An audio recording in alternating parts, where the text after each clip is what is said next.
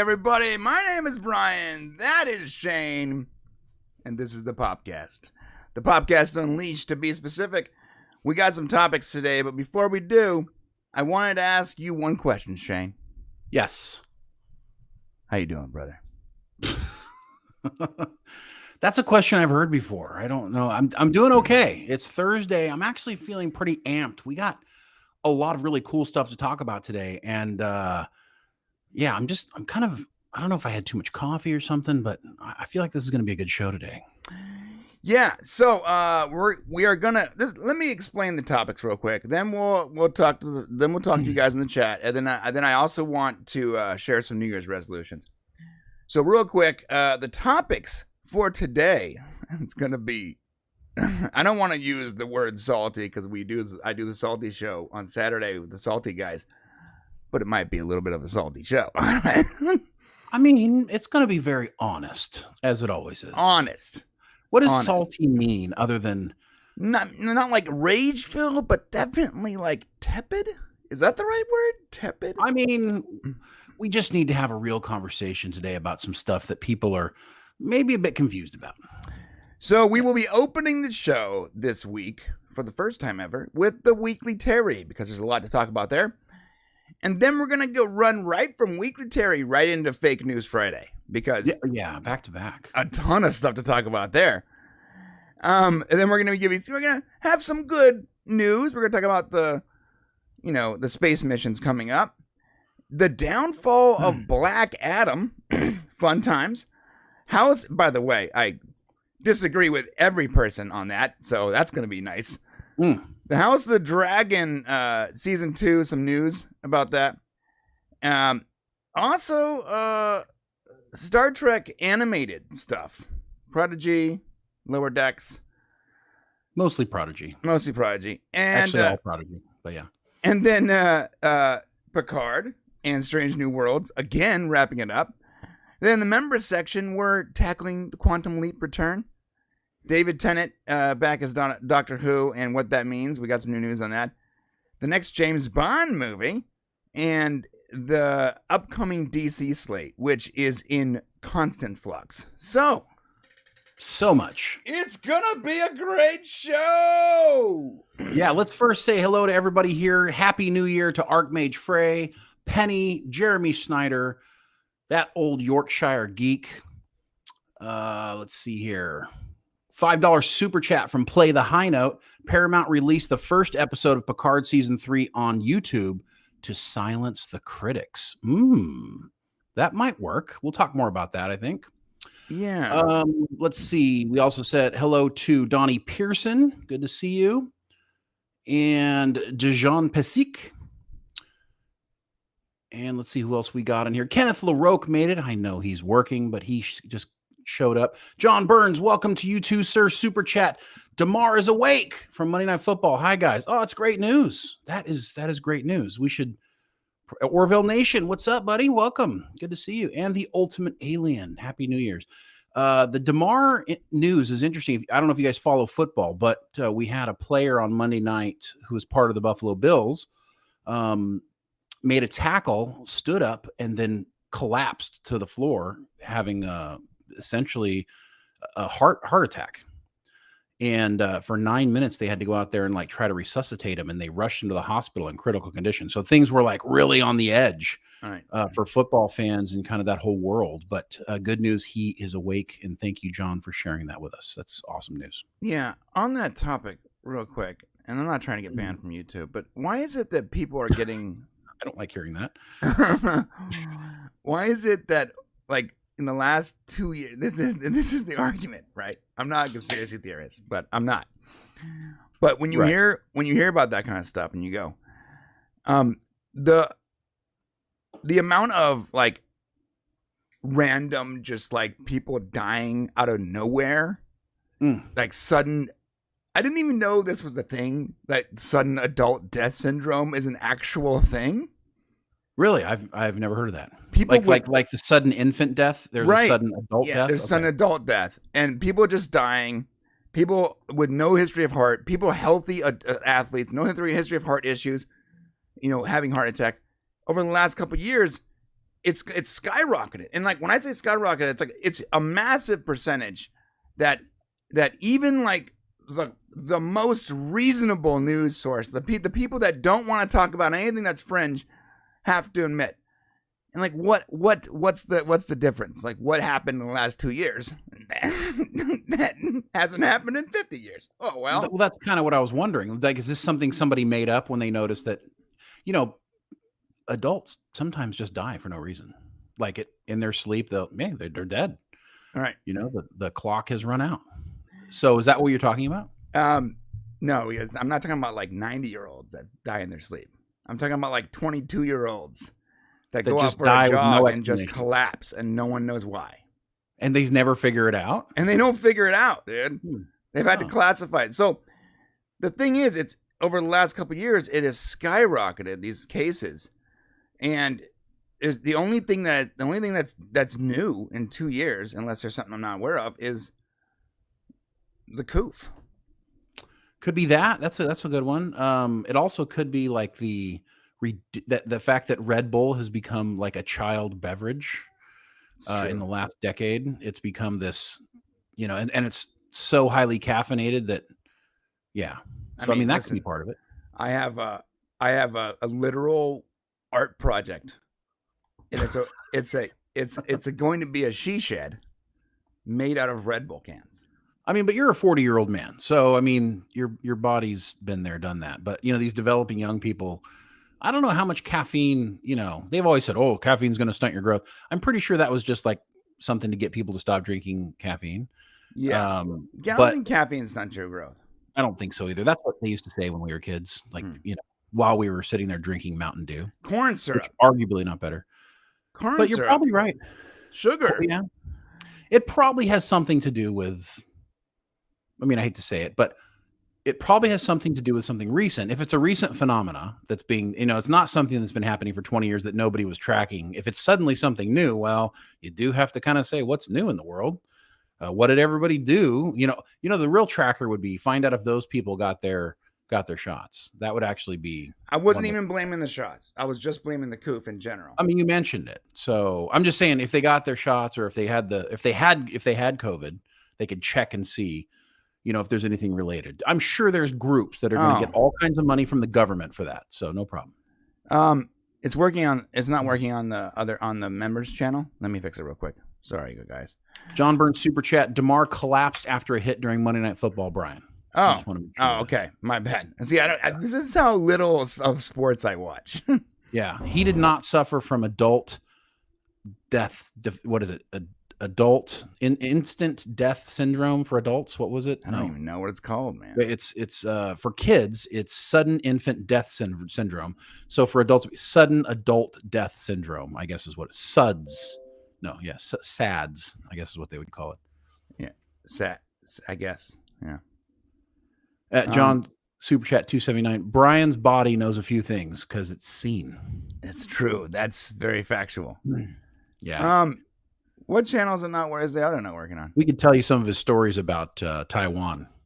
And his body's seen some things. Why are we talking about Taiwan still? I thought we were beyond the Taiwan. It's an old joke, but I think it's Thailand, by the way. Thailand, you're right. It wasn't Taiwan. Thailand, you're right. Taiwan, you probably wouldn't see as many things. Oh, it's not working on the main channel. Okay, I'll fix it right now. Oh, sorry, guys. It was muted. Hey, the members section is back to audio. My bad. Thanks, guys. Okay, and also let's go with Happy New Year also to Josh Howard. Thanks. First time catching the show live. Glad to see you here. And the Random Menace is here. Insane Hippie Insane. Great name. Love that name.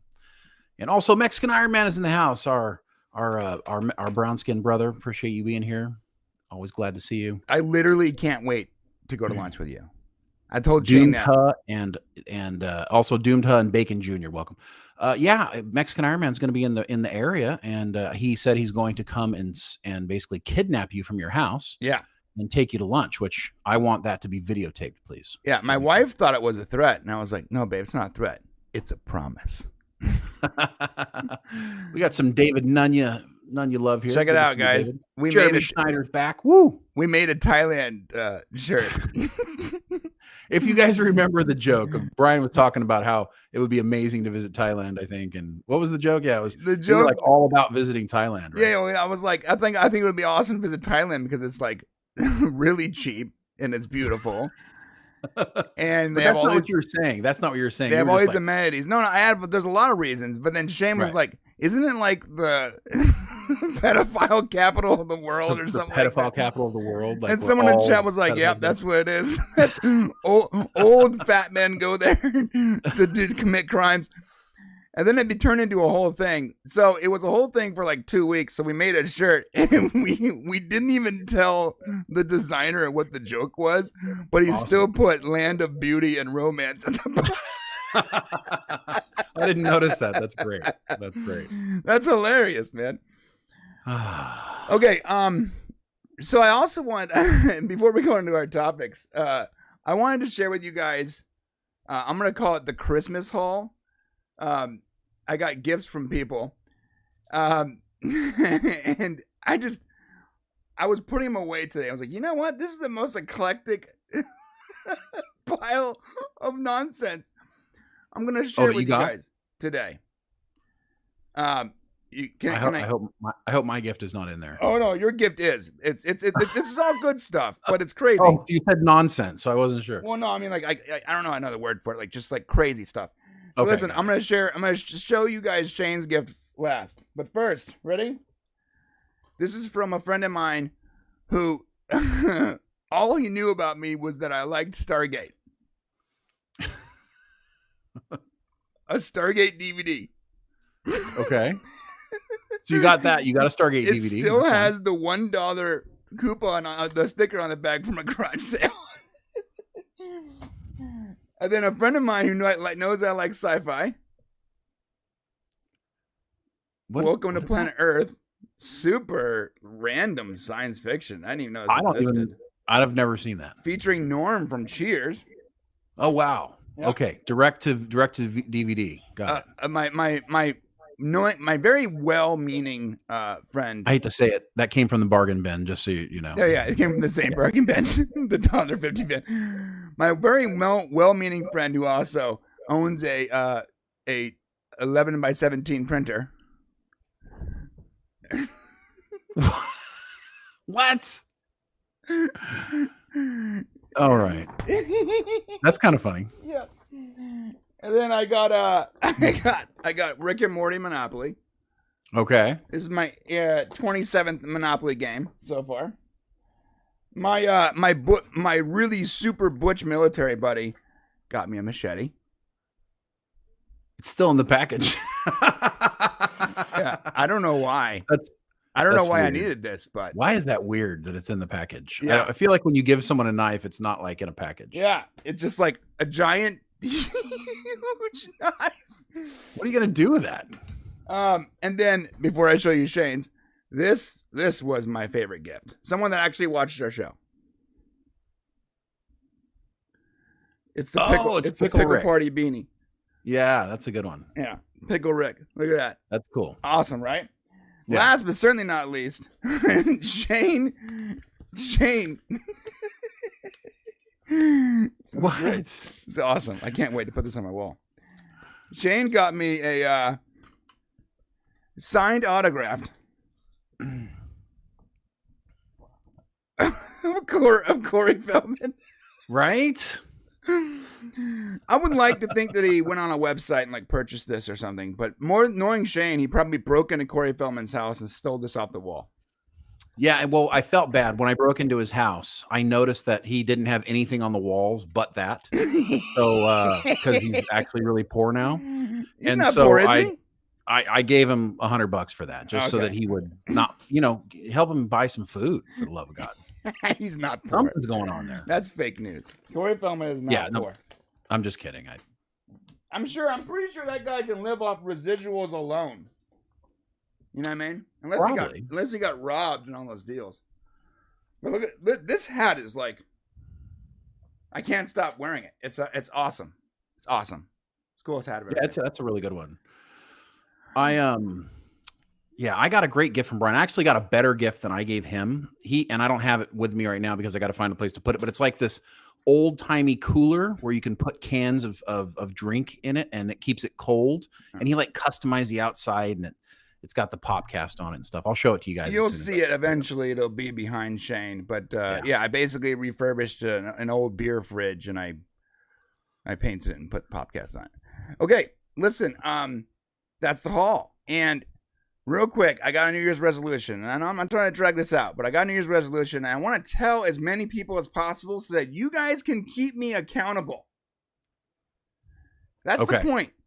If you make a New Year's resolution to yourself, you might as well just right then decide it's not going to happen. If you just go out to the air and just say, I plan to do this year, ain't going to happen. You need people to keep you accountable.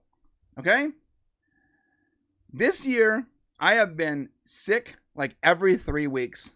I've been sick. I'm sick right now. I'm constantly sick. My knees hurt. My ankles hurt. This year, I'm getting healthy, baby. I'm going to the gym. I'm getting healthy. And I'm going to stop drinking so many damn Red Bulls. And listen, that's not an offense to Red Bull. I love you guys. Red Bull's awesome. Please sponsor us. Okay, day 435 of asking to be sponsored. But I'm going to stop drinking so much of it. I'm going to get healthy. I'm getting healthy this year, baby. Okay, $5 super chat from Orville Nation. FYI, Shawn Mike's Living on the Orville rap song premieres tomorrow, guys. Awesome. Yeah, we need to check that out. And where can we see that? If you can get us a link, PJ, that'd be great. Send us a link to that. John Burns, 279, Vatican City had an age of consent of 12 once. Yeah. You know what? A lot of the world had weird consent ages. Sorry, does that not track, though? Frown upon today. Does that not track, though, that the Vatican City had an age of consent of 12? Sort of tracks. I mean, the problem is most of that stuff you're talking about, the age of consent was usually little boys. So the problem was you're talking about priests and all that thing that went on. Right. Probably still goes on. A lot of people join the priesthood, right? Right. Because you have to dedicate your life to God. Well, part of it is that if you're gay, there's no point in going out and getting married. You can't get married in public anyways because the people wouldn't let gay people get married and you couldn't have a relationship. So you might as well become a priest. Right. Right. And so then you serve God, right? You're a priest, you're gay. But the feelings don't go away, so you end up with these altar boys, and then one thing gets the other. The age of consent thing, I think, is for girls, really. I don't know. I feel throughout time. All of a sudden, I wish I wouldn't have said anything. Well, no, it's Thanks, true. John Byrne. Appreciate that. It's historical. I mean, listen, we're not going to hide from history the fact that most women were having kids when they were 12, 13, 14 for centuries because that's the way the world. People didn't live very long, so they had kids when they were little. It's not good. It doesn't work in our times. That's why Thailand should be shut down for that kind of thing. John Burns, $2.79. That movie was direct to the cutting room floor. Yeah, listen, if anyone can find information on this movie, it's sci-fi. It's called Welcome to Planet Earth, okay? It stars George Wendt and Shauna Reed. He was Norm from Cheers, yes. He was Norm. The back of it is almost pornographic. That's probably why he was never in any more movies. After that one, they're like, yeah, we're done. Yeah, I'm not even sure. I can't really show you the back. It's rated R. Yeah, so someone tell me, what is this? Where did this come from? I Googled it and I couldn't find it. So, I don't know. Maybe somebody made it. No, it's legit. It's a legit movie. John Burns, 279 super chat. Corey Feldman was in Stand By Me and The Burbs. Yes, and fantastic in both. Yeah, The Burbs is one of my one of my all-time favorite movies. Yes, and so was Wesley Crusher. Was also in Stand By Me. Yeah, we're talking this stuff. All right, are we ready to get into it or what? Yeah, baby, let's do it. Let's just get into it because yesterday was a weird day. It was a hilarious day. Yeah, let me find that tweet real quick. I didn't set that up. It's the. There we go. Got to have that on. All right, I see it. So what's interesting is, I don't know if you want to rock the intro first. Wait. Hold on, bro. Okay, hold your horses, Shay. Here we go. Get the right hand. You guys ready for this? Are you ready for this? Let's go. Oh wait! Quick super chat. George Wendt was in House of William Cat. I didn't know that. Oh, and it was in House. Oh, House. Like the TV That was show? a great show. Yeah. Oh. Okay, here we go. The Weekly Terror. Wait, I gotta start this over again. What? Every week you got to do it twice. No, it's because I keep forgetting how to record. One more time. Oh. The Weekly Terror.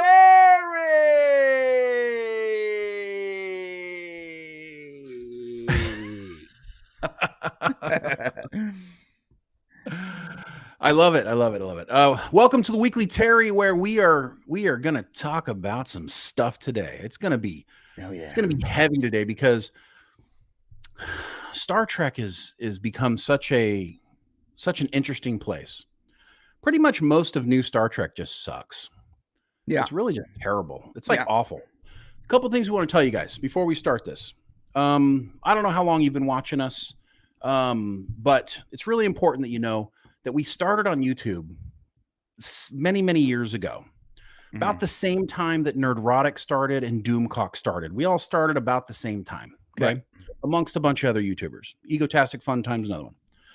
So we all started about the same time, and we all started talking about how terrible new Star Trek was right from the beginning. Right. Absolutely awful. And we kind of, became a community together. Now, after a short time, Brian and I doing this type of show, this 2-person show, wasn't really working out great for us. People were showing up. We get lots of great views. We ended up turning our primary channel into like a documentary style type thing, which most of you guys watch. And it ended up really working out better for us. Yeah, that also fit our creative need more too. I think so, yeah. Because talking about but what we realized was that after a couple of years of doing that, we missed doing this. Right. Because this is also an outlet for us. So, but while that was happening, all the great big channels, they kind of just passed us by. So they became super popular. Nerdrotic went, crazy. Doomcock went crazy. Everybody went crazy. Okay. And we kind of said, well, we started over. New channel, whole bunch of new stuff, and a lot of really great fans and people who come and watch us now. And we love it. But don't for any moment or second think that because our subs are 1.85K that we haven't been here since the beginning. Yeah. And heard all of the narratives from the beginning.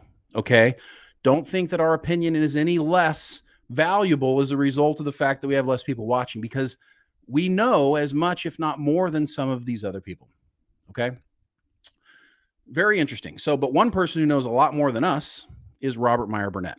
Yeah. He's been around for a long time. He's been doing this gig a lot longer than the rest of us have. Yeah. Even longer than everyone else. Yeah. Even longer than everybody else. He's been doing it. And he's a respected member of the community, and he's what we would call probably like kind of one of the respected elders, right? He's probably about, 10 years older than me. And he's a respected member of the community. So, but sometimes he does wild things. You know what I mean? He just kind of does crazy stuff. So yesterday on Twitter, I don't even know where it came from, out of the blue. Maybe he saw one of Doomcock's videos, but Rob basically called Doomcock out. Do you have that tweet? Can we pop it up real quick? Yes, we can. Here we go. So I call you out. He go ahead and read it. Go ahead and read it for us. Doomcock, I call you out. I demand you and I stream together after Picard's. I'm gonna try to do it in RMB's voice, right? After Picard season 4 airs, you must watch 4 episodes and then come on my channel and we review the series together. I'm willing to bet those 4 episodes will win you over. You game at Terry Metalis. Okay, so Robert put this out, and let me tell you something. This was a good-natured tweet. We haven't talked to Rob since this came out, but we know his personality. This is a good-natured tweet, despite the fact that there's a bunch of capital letters in here. And as we all know, old people don't know how to use caps. So, including ourselves sometimes. This was a tongue-in-cheek tweet. And part of the problem is that Rob believes that everybody, once the truth is made available to everyone everyone will see it, and every reasonable person will come to the light. But what Rob does not realize is that Doomcock is not, he is an ideologue. And we're going to talk more about that. Okay. He has become an ideologue. So Doomcock replies back, and I'm not exactly sure why he did this, but he deleted like the 3 of the tweets that he initially sent back to Rob. Yeah. Which was, and I'll tell you why he, what? Yeah. I'm going to let you, real quick side note. I don't know why people delete their tweets constantly. It's almost like they're tweeting, they're not thinking, and then they're deleting. Well, that's pretty much what happened. So we never delete our tweets unless we misspelled something. No, we don't. So, but the reason why he deleted them was because he came back really hard at Rob. Like he came back talking about how you don't want me on your show because I will mess you up, and and just really coming at him like from a place of not very cool. And I think if you'll notice the tweets that he has up now, he left some of them later on, but those initial tweets were very angry and like kind of aggressive. Mm-hmm. Like, you don't want me on your show, I will end you. I mean, just like a lot of making him look like he's superior, right? Which I get, that's kind of maybe his shtick. And by the way, got nothing against what he does, because listen, it's hard enough to make money in this damn world. Yeah. Okay. So if you can figure out a way to do it and still go to bed at night with a clear conscience, do it. Yeah. A great man once said, it's hard out there for a pimp. Hate the game, not the player. Pimping ain't easy. And pimping ain't easy. Yeah. Another great man once said, you're either slinging crack rock or you got a wicked jump shot. Okay. I don't know about that one. But Rest in peace, Biggie Smalls. Oh, okay. That's a good one. So he came at him really hard, and he must have looked at it later, and I'm not exactly sure why, but he removed some of it. So basically saying, if I came on your show, I would screw you up. So it's gone. And he left some of the more, I guess, what he would determine as reasonable posts. And some of these posts are interesting because it says here, for fuck's sake, I'll say it slowly. Listen this time. It doesn't matter if it's good or bad. It's Kurtzman Trek. You're cheerleading for the guys that killed Star Trek. Your support only helps them to keep killing Trek. The only hope is to drive Secret Hideout away, not reward them. Got it? Okay. This, I have noticed, is the basic and essential argument against supporting Picard Season 3. Let me give you guys some little bit of backdrop. If you don't know, we have already seen Picard Season 3. Okay? We've already seen it. Doomcock has not seen it. Right. Robert Meyer Burnett has seen it. All the people saying it's going to be awful have not seen it. They're not seeing it. Yeah. Okay? Listen, and let me tell you something. If we were in your shoes and we had not seen it, we would be saying it's probably going to suck. Yeah. We would be saying, I don't trust these guys. Right. It's going to be terrible. I don't believe it. I'll believe it when I see it. Right. Okay. So no begrudging anybody who's saying that they think it's going to be a pile of garbage. So what we've said is it's not a pile of garbage. It's actually fantastic Star Trek. Rob has said it's fantastic Star Trek. Now, if you watch us, you'll know that we've hated everything pretty much coming up through Star Trek up till now. Right. With the exception of a little bit of Strange New Worlds, which when they went into the Gorn, it started to really make me angry. So we're going to reassess Strange New Worlds. Shane got like unreasonably angry, in my opinion, about the Gorn. I didn't like it. I didn't like the alien ripoff. But anyways, so Picard seasons 1 and 2 were awful. Discovery seasons 1 through 10 or 12 or however many seasons they have now is absolutely terrible. I know they have 4 going on 5, but I'm just saying. It doesn't matter. It's awful. It's terrible. It's all bad, New Star Trek came out of the gates and fell on their face and gashed open their head. Okay, it's terrible. Yeah, we made tons of videos about how terrible it was. Yes. Like videos with hundreds of thousands of views. Like, we've been very clear that we don't like this. Yeah. So if you have agreed with us up till now,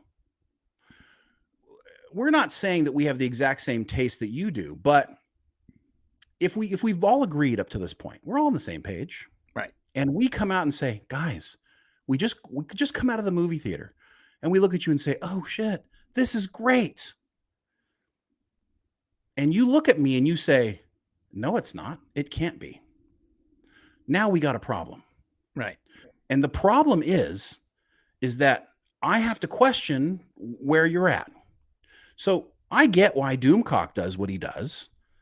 He took a stand against new Star Trek years ago, and he's making a living off of it. That's what he does. Maybe he does believe everything he says. Fine. Okay. And he's a lot in the boat with a lot of other people. Okay. Mm-hmm. But if your goal is to get new Star Trek, to want to watch good Star Trek again, then your goal should be to want new Star Trek. Right. If your goal is to get Alex Kurtzman fired because you're mad at him for messing up Star Trek already, then that's a different thing. Right. Okay. Alex Kurtzman did mess up Star Trek. All right. But we cannot continue to say we're going to hate all Star Trek because if any Star Trek is good, then he's going to get rewarded for it. So I'm going to go more into that in a minute, but I want to just address, you have to ask yourself, do you want good Star Trek, or can we only have good Star Trek under your terms? Right. Do we only get good Star Trek if they do it the way you think that they need to do it? Or can we just have good Star Trek and it doesn't really matter who gets the credit? It's become personal for a lot of people. Well, yeah, it's become a war of sorts. It's become a war. There's a lot of angry people here in the world. Okay. And there's a lot of people pissed off about politics and social things and everything. And everybody's drawing up battle lines everywhere. Okay. And I get it. So I understand why. Well, this is an easy one. Star Trek sucks. It doesn't have to. So pick a side. Well, we're on the side where we want Star Trek to be good. But when we say, okay, hey guys, here is good Star Trek. And you say, well, I'm still not going to support it, even if it's good. Hold the damn phone for a second. Yeah. Why are we not going to support it? Okay. So the argument is we don't want Kurtzman to be there any longer. So let's have everything fail. Note to everyone, Star Trek isn't failing right now. No, it's not. Okay? Despite us and many other people saying, screw most of this new Trek, it's still happening. It's going to keep happening because Star Trek is Picard's franchise. It's its franchise. It's his flagpole, tentpole franchise. They are dragging in so many people, including new people, okay, that don't have a good history lesson on Star Trek to watch these shows. Right. They're making money. So we can't wait them out. We can't starve them. We don't have enough people to surround the village. Yeah. Okay? There's no waiting out bad Star Trek. You have to reward the good Star Trek. Yeah. Okay, so there you go. So what we have to do is, if they make good Star Trek, we have to say, okay, this is good Star Trek. We want this. And we have to be loud about it. Okay, now here's the thing. Terry Matalas, who's doing Picard season 3, and I understand you don't know this because you haven't seen it yet. So, see it with your own eyes and then tell us whether you agree. What we're telling you is it's a return to Berman era Star Trek. Okay. It's good Star Trek. What we've been asking for, what all of us wanted. I know the joke is we saw it allegedly. I'll tell you right now. We saw it. We saw the entire season. We're done with allegedly because people think we're tongue in cheeking it here. Yeah. We were trying to not get in trouble, but F it. We 100% saw it, and it's really is a return. It's like watching Star Trek The Next Generation season 8 or whatever. It's amazing. Right. And so we need to make sure, and we're going to get to you guys' super chats here in just a second. I just want to get through this beginning dialogue and then we'll have a discussion about it. But I think it's important that you know that Terry Matalas, okay, is a different kind of guy. He's not like all the other showrunners right now. He's a guy with Star Trek lineage. He did Voyager. I know we've talked about this a million times. He did Voyager, right? He did Enterprise. He's got Star Trek chops, and he loves old Star Trek just like the rest of us do. Okay. So when he went to go make Picard season 3, all right, he was able to just go make the Star Trek he wanted to. Forget Kurtzman, forget everybody else. I know everybody's mad at him. I get it. But Picard season 3 is not, these people waving their wand and telling Matalas what to do. This is Matalas got to make Star Trek. Matalas got to do what he wanted to do. And he wanted to make it for us. Now, what Doomcock said, which I thought was interesting, was he said, it doesn't matter if it's good because we don't want Secret Hideout here. We don't want Kurtzman here. If we thought that we could punish, if we could get rid of Kurtzman and Secret Hideout some way, shape, or form, we'd be first in line to do it. But here's the reality. The studio heads do not care. Right. They do not care. If money is being made, it doesn't matter. They are not going to fire Kurtzman as long as he's making them money. The best thing we can do is force him to make the Star Trek that we want by being vocal. Remember when everybody said, "Hey, we really like this Anson Mount guy," right? The voices of the fans were loud. They went and made a series, The Strange New Worlds. Okay. Yeah. Literally, the moment they saw a positive outcry from the community, they responded. Yeah, exactly. So what I'm saying is if old fans rush in and new fans and everybody loves it, then hopefully they'll let Terry make more Trek because he loves old Trek like the rest of us. Legacy Trek. Yeah. He wants to see more of the legacy flavor of Trek going forward. Okay, this is what we're telling you. This is like training a dog, guys. If it does something bad, you need to, reprimand it. If it does something good, you give it a treat. Like, you don't go, you know what? I'm done with the dog altogether. Unless you want like this. If you just are out, that's cool. But note that you being out of the game is not going to change the game whatsoever. You're not going to starve out Paramount because it's like trying to starve out people that live in a grocery store. Ain't gonna happen. And there's no guarantee that after Kurtzman that they hire somebody who loves Star Trek. No, we know Kurtzman doesn't love Star Trek. We know it. He's not a Star Trek guy. There's hiring executives. They just want to make money. Yeah. Brian Fuller was a Star Trek guy. He got hired. Brian Fuller screwed up, so Kurtzman got the job. Right. Epically screwed up. Epically screwed up. Everyone that's not people that hang their hat on Brian Fuller. Brian Fuller had a vision. No, Brian Fuller epically screwed up. Well, he was so outside the range that they brought in someone that didn't even know anything about Trek. Well, he wanted to focus. He didn't want to focus on Star Trek. He wanted to do a bunch of stuff. Yeah. And he was way over budget and he was way delayed and they were done with it. Right. Okay. And honestly, I don't know if you would have liked Brian Fuller's Star Trek either because he's the one who brought in Discovery. I know there's some people say it's a little different, but go watch our video, The Untold Story. Yeah. My point is there's no assurance that once Kurtzman goes, we're going to get a Star Trek guru because the reality is Paramount executives that's not their focus. Right. They want somebody who's going to come in and under budget, on price, and make stuff people are willing to buy a subscription for. That's it. They're not looking for the next big guru unless as a fan base, we're like, this is what we want. Okay. And we don't know if, what's going to happen with Terry Matalas. His star's on the rise. He's doing a bunch of other stuff. Okay. But he wants to do more Star Trek. And who knows? Maybe he gets to the place where he becomes the Star Trek guru and we have a guru of someone who's actually a Star Trek fan. Right. Okay. So I just want to line it up there because you not watching Star Trek Picard season 3 does not mean Alex Kurtzman goes away. What it does mean, you don't watch Picard season 3, perhaps this Terry Matalas thing was just a flash in the pan and we go back to doing other stuff. And if that's the case, and if you're like, well, shit, I already gave up on Star Trek. I don't care. I don't care if they don't make anything else. I don't care what they're going to make in the future. You are not a Star Trek fan. You are an ideologue. Okay. Star Trek fans want Star Trek to be fixed. We want more new Star Trek. Okay. That's Star Trek fans. If you're not a Star Trek fan anymore, that's fine. You can go love the old stuff. You're a fan of what happened before, what used to be, but you're an ideologue. Now it's about principle. It's not about results. The principle is more important than the results. And if the principle, let me tell you something, you can go hungry on principles. Okay. And we want to be fed. We want to be fed more Star Trek. Now we want it to be good and we're going to continue to blow them up if they're bad.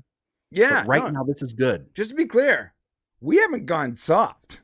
Okay? Not at all. If it's bad, it's getting flamed. 100%. If it's bad, it's getting criticized. We will criticize, we will hit the dog when it pees on the carpet, and we will give it a treat when it shakes hands or whatever. Right. Like if it's bad, it deserves criticism. It'll get criticism. If it's good, Right. it's gonna get rewarded for good. This is honesty. Just be honest. But Jesus. but I get it. But some people are more interested in being right than being honest. Some people are more interested in getting their way as opposed to getting maybe what they want deep down. Okay. Right. And so that's the problem we have here. When people are saying, I'm not going to support any Star Trek until they get rid of Alex Kurtzman. Guys, Alex Kurtzman isn't really the problem.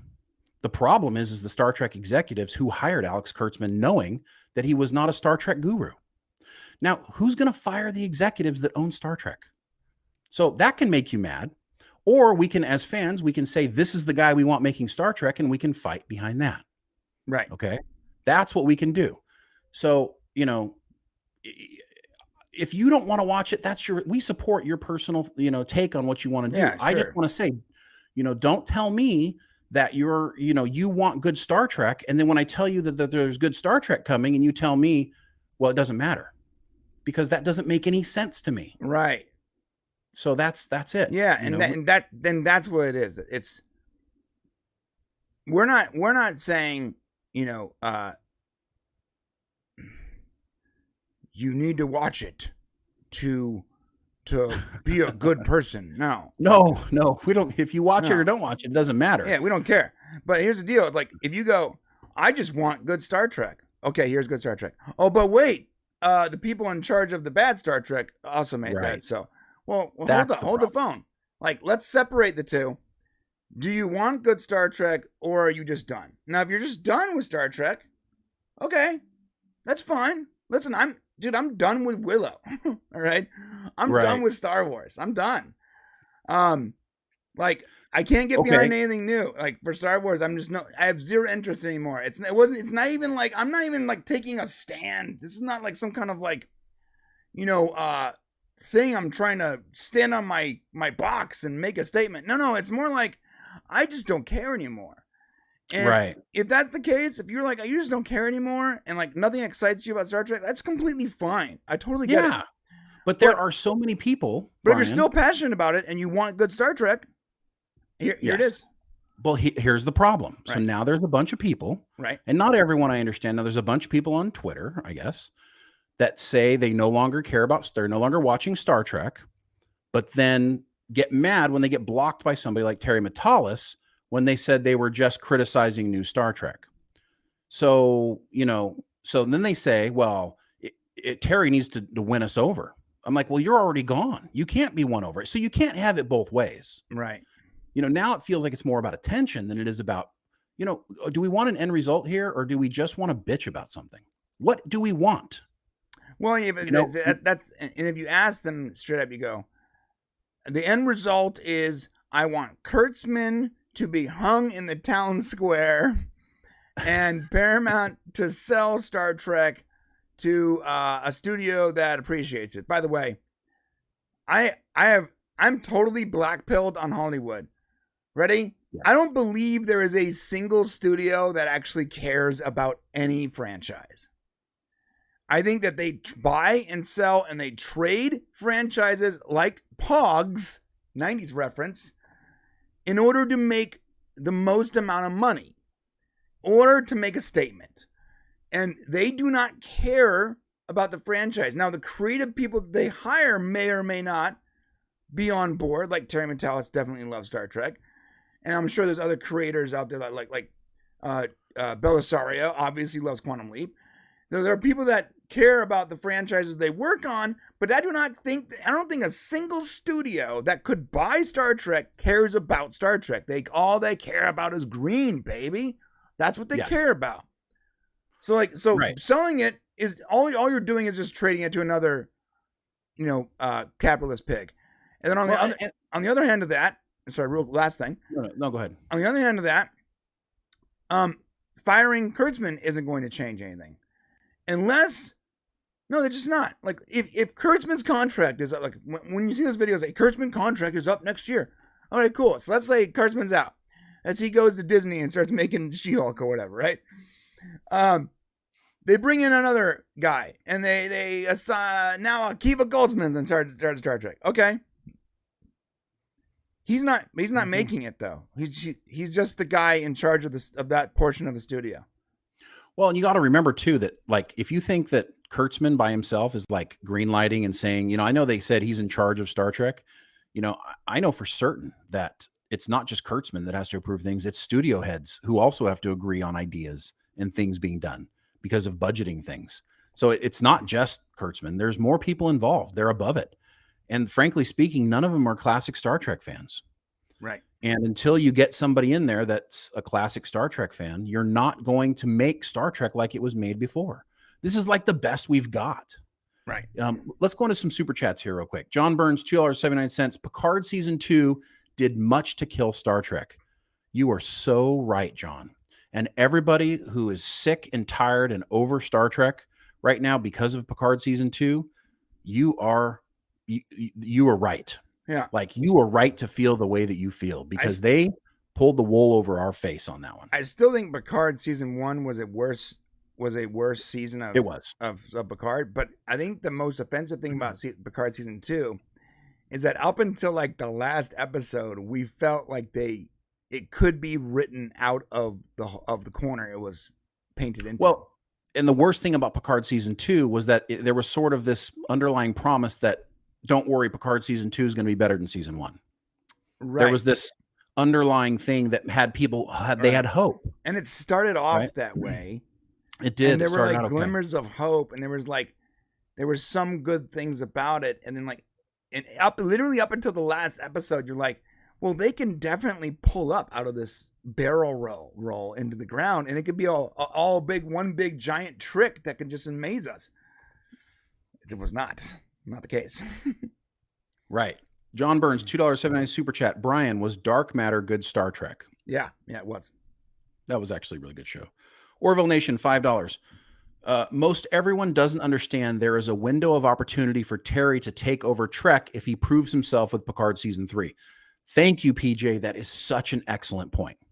He's right. So for any of you guys who are kind of thinking the way we think, we want more good Star Trek, okay, then this is the way.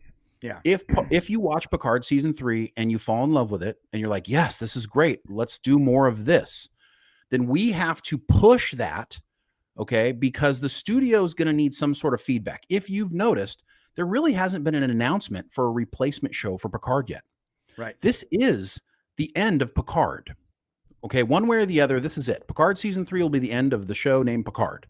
Something else will take its place, but it hasn't been announced yet.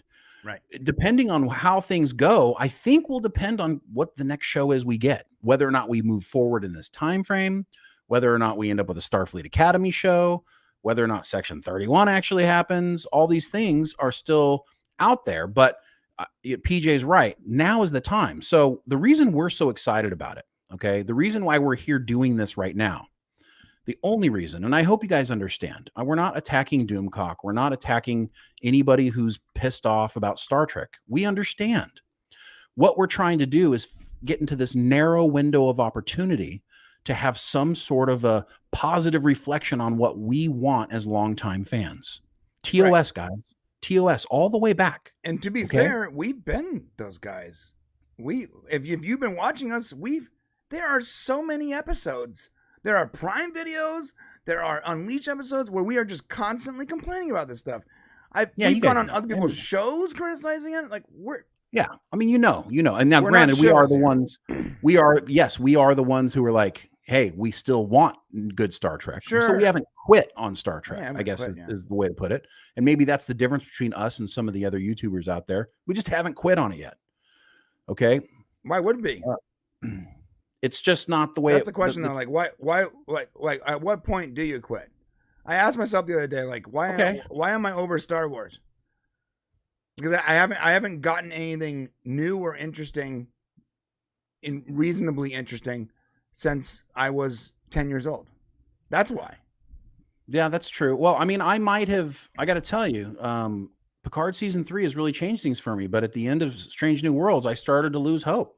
I started to feel hopeless about Star Trek.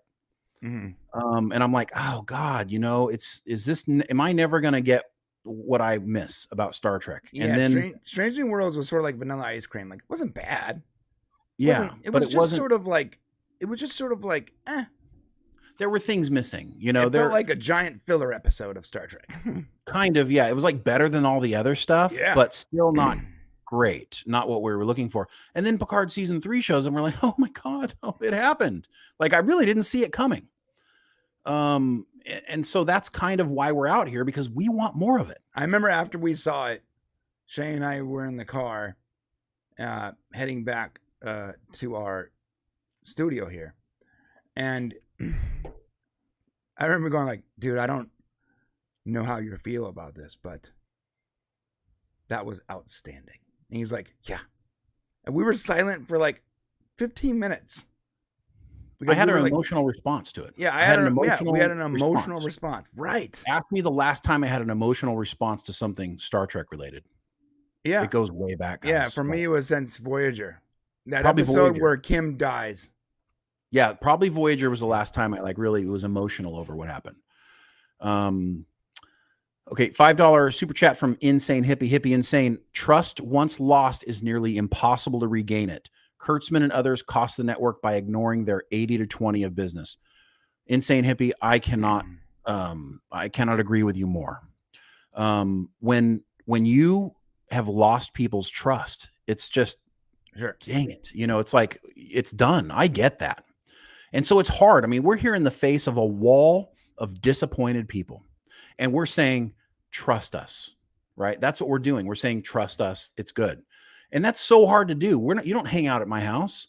I mean, you come on the show with me and Brian, and you like us, and we think we're okay, and we're all kind of buddies. But you trust us when we're complaining about it. Maybe they do. Maybe it's just confirming what they already know. Okay. And here's an instance where it can't be confirmed. You can't confirm it yet. We have to wait until February 16th to do it. So listen, I understand if you're skeptical. I understand. Right. And maybe what we tell you gives you a little hope. What we're talking about here today isn't that you shouldn't be pissed off at Star Trek. What we're saying is, are you an ideologue, or do you want more Star Trek? So are you done and now you just want to say screw Star Trek forever, or do you want good new Star Trek? So I guess depending on which side of the aisle you're on, we're on the aisle where we want more good Star Trek. If you're on the aisle where you're like, screw it, I'm done. Now I just want to complain about it. I mean, that's fine too. You can be on whatever side you want to be on, but the problem is like, that's not my side. Like, I want more Star Trek. So you're fighting against what I want. You don't want good new Star Trek. Okay. I want good new Star Trek. So now there's a wall between us in that sense. Right. You know what I mean? So, and I don't know, you tell us what will get you to want new Star. If they fire Kurtzman and they hire, I don't know, somebody else to do it, Akiva Goldsman, are you going to come back? Like, does that change your mind? What if Akiva Goldsman comes back and he makes crappy Star Trek still? Now, do we say get rid of Akiva Goldsman until somebody else? I mean, what point do we just say screw who's in charge, just make good Star Trek? At what point is that the answer if you still love Star Trek? Yeah, but so on that note, real quick, let's pretend, right? Let's pretend Paramount sold Star Trek the franchise to Universal, and Universal assigned it to Terry Matalas. Okay. And that's it. And that's what Picard season 3 is. And he got free reign to do whatever he wanted. And said you could do whatever you want. Is that is that the same argument? Or like, are you still done? Are you still done with it? Are you still like mad about it? Or are you going to give it a shot? Or are you going to see if it's good? Like, I'm gonna check it out, see if it's good. Well, if that's the question, that's pretty much what happened.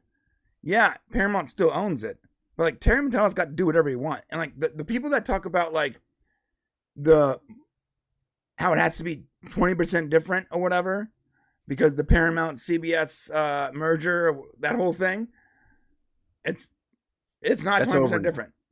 Yeah, it doesn't matter. They're all on the same team now. Right, they're all on the same team, and this season, if they did have to use that rule before, and if they had to make their episodes and seasons based on that rule, that's clearly not the case for this season. Right. John Burns super chat. Picard season 2 was so bad even liberals hated it. That show, it wasn't bad because it was woke. It was bad because it was horribly written. Bad writing. Yeah. Terribly, horribly written. And let me tell you, there's nothing worse. The next thing worst, well, it's just as bad. When something's like terribly woke, that's bad. But also, if it's written poorly, oh my God, like Willow was just horribly written. Terrible, terrible show. Yeah. And remember, we went into Willow trying to be positive about it, and it ended up being crap. Yeah, I mean, but Willow is also has woke elements. It's like there's wokeness and it's bad writing, and it like sort of defiles like the whole franchise. It's just, you know what's funny is I read an article earlier today about Willow and one of the main characters, the actress that plays the character, and I saw the picture of her like in the real world, and I was like, oh yeah, makes sense.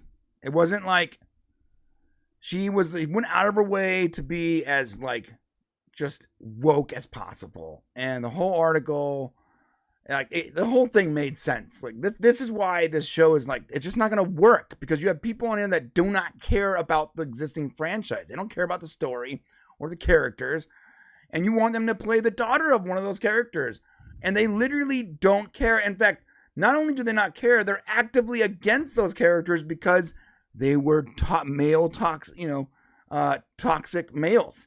And you're like, okay, you asking this person to play the daughter of a character that she actively hates. Yeah. Well, how do you expect this person to actually treat the franchise well? Not going to happen. Not going to work. Not going to work. John Burns super chat. Is Kurtzman the Walking Dead Kurtzman? Kurtzman currently has a deal going to at least 2026. Somebody was saying that there's like inside rumors. No. Somebody was saying that there are rumors going around that he's being fired in April, but like I've never heard anything like that. I don't know why they would fire him in April. Paramount's not losing any money because of Star Trek, but I mean, gosh, I don't know if that would be a bad thing. As long as they keep Terry Matalas on. Yeah, I do not care. Yeah, if they want to let go of Kurtzman, great. Get him out of there. It's cool. Just please, like this is the worst thing that can happen for me, is that we all love season 3 of Picard, and the studio decides not to go with Terry Matalas because it's too expensive, or because they can't fit a schedule, and they just go right back to their old ways, and they hire people based on checkboxes to run, entire seasons of some show set before the last show, and it's a prequel, and it's ran by the very first, Peruvian woman of color or whatever, and you're like, right. What is happening? What we had something good. Like, we have something good here. Like, I really, really want to continue with what we have, right? Like, with what we saw. And when you guys see it, you understand how like apprehensive because like, if it's not successful to the studio for whatever reason, then they're just going to slip right back into what was making them money. Because look, New Trek is making them money. As much as we hate it, it is. And partly it's because streaming, and it's a mirage. Streaming is making them money. Streaming is new. Right. Everybody is still going from cable to streaming. And so they're constantly adding subscribers. We don't know how much of it has to do with Trek or not, but for the next couple of years, it's going to continue until most people are off of cable and they're on to streaming, and they're just going to keep adding subscribers. It's everybody's successful right now with the streaming service. Yeah. So that's why they're, he's going to be here probably for a couple of years regardless, until they start seeing some drastic numbers change. I want to address real quick David Nunez's chat here, because I think this is really important. He said here, don't tell me if I am a Star Trek fan. I am not going to tell you whether or not you love Star Trek or not. My whole point in that statement was, if you love old Star Trek and you care more now about whether or not Alex Kurtzman gets fired than you care about enjoying new good Star Trek going forward, then you have to ask yourself if you're a Star Trek fan. I mean, going forward, at least, maybe looking back when you go turn on TNG. I heard some people say they can't even watch TNG now. Some people are saying they cannot watch TNG. I saw a tweet. I can't even watch TNG. So because they hate the actors or whatever. No, they hate the actor and they hate Alex Kurtzman. Right. I don't know. It's weird. Like, you can't listen. I know we live in a day and age where we hate everyone who is not on our side. Right. But let me ask you a question. If you have a president, let's say, that you hate, regardless of what side of the aisle you're on, and that president does something right, beneficial, the correct thing, like to change things for you in some way, shape, or form, you're telling me that you're going to say, no, I don't want you to do that because I hate you. You know, you have to ask yourself that question. If Kurtzman is allowing Matalas to go make good Star Trek, do we say, no, because I hate you, Kurtzman. I don't want that. Yeah. Remember those people on TikTok that were burning their stimulus check because Trump set it up or whatever? It's like stupidity. They get his check in the mail. They're like, dude, this is the stimulus Trump sent out. I'm not accepting anything from him. And they burn it on. And you're like, oh, okay. I bet it was another piece of paper. Ain't nobody burning that money. You know, it's funny. So I just want to say, look, I'm not trying to offend anybody. I don't want you guys to be offended. If you don't want to watch Star Trek, that's fine. I'm just saying, you know, if you're an ideologue, if you only care about the idea of something and there's no means to the end, I'm just not sure why you're even talking about Star Trek anymore. Like, well, maybe they're like, you know what? I like everything before this, and I'm done. And I'm not gonna watch. Maybe that's how they're a fan. Like, they're a fan of before Kurtzman, before Bad Robot. And sure, they're not a fan of anything after Bad Robot. Period. The end. And so maybe there's more nuance to that. So maybe we can separate those people, and they're just not gonna do anything past Bad Robot. Well, it just frustrates me because I'll tell you what's frustrating is when these are the people that say Picard season 3 is not going to be good, right? They're fighting a war. Well, you've already given up on Star Trek. What is it you're fighting for? Right. If you're fighting for Kurtzman to be fired, there's another Kurtzman waiting in the wings. Right, yeah. There's another Kurtzman right around the corner. Like, if he gets fired, another guy's going to take his place that also doesn't care. That probably also doesn't give a shit about Star Trek because the people in charge don't care. When we find somebody who cares, like Terry Matalas, okay? And when you see in February, don't believe us now if you don't want to, that's fine. When you see in February, and you're like, oh God, this guy knows good Star Trek. Yes, he's the guy who's got to make good Star Trek. For those of you guys calling for Ira, who did Deep Space Nine, a lot of people saying bring him back. Well, guess what? When he was doing Deep Space Nine, he wanted to do it completely different than classic Trek. Right. He didn't want to have nothing to do with Berman and Berman era Star Trek. If Berman had not been holding Ira back, yes, it would have been Discovery. It would have been an episode, a season of Discovery set on a space station. 100% true. You guys think I'm wrong? Go watch the doc. Go watch the doc, What We Left Behind. And let me tell you something. This guy, had it not been for an equal rep, it was an equal rep of both the right side and the left side of Star Trek working together, even if they were frustratingly working together, right? Berman didn't like Ira, and Ira didn't like Berman, but they had to work together to make that show. The reason that show is so good and so well rounded is because you had both sides of this argument fighting to make sure their elements were in there. If it was 100% Ira, it would have been Discovery. It would have been Discovery, right? Yeah. So that's why you guys like that show. So that's why we all love DS9. It's because it was held back in some moments and it was allowed to go forward in others. Right. And that made it good. But if you brought him in now, it would just be more Discovery, maybe not quite as harsh, or maybe not as hard as, but it still would be like that. So we're just trying to say, like, there's not a lot of people out there who can come back to Trek, run it, who are willing to, like Terry Matalas. And I get that some of you guys are mad at him because he's blocking you on Yeah, on I mean, Twitter. let's I get address it. that. I guess so. I guess we haven't experienced this personally, but if he's a dick on social media, I'm sorry that that's that way. We're not we are also not we're not reviewing Terry Metalis and saying Terry Metalis is an awesome person. You should give no. We don't know him personally like that, but from our interactions with him have all been positive, and what he made is outstanding.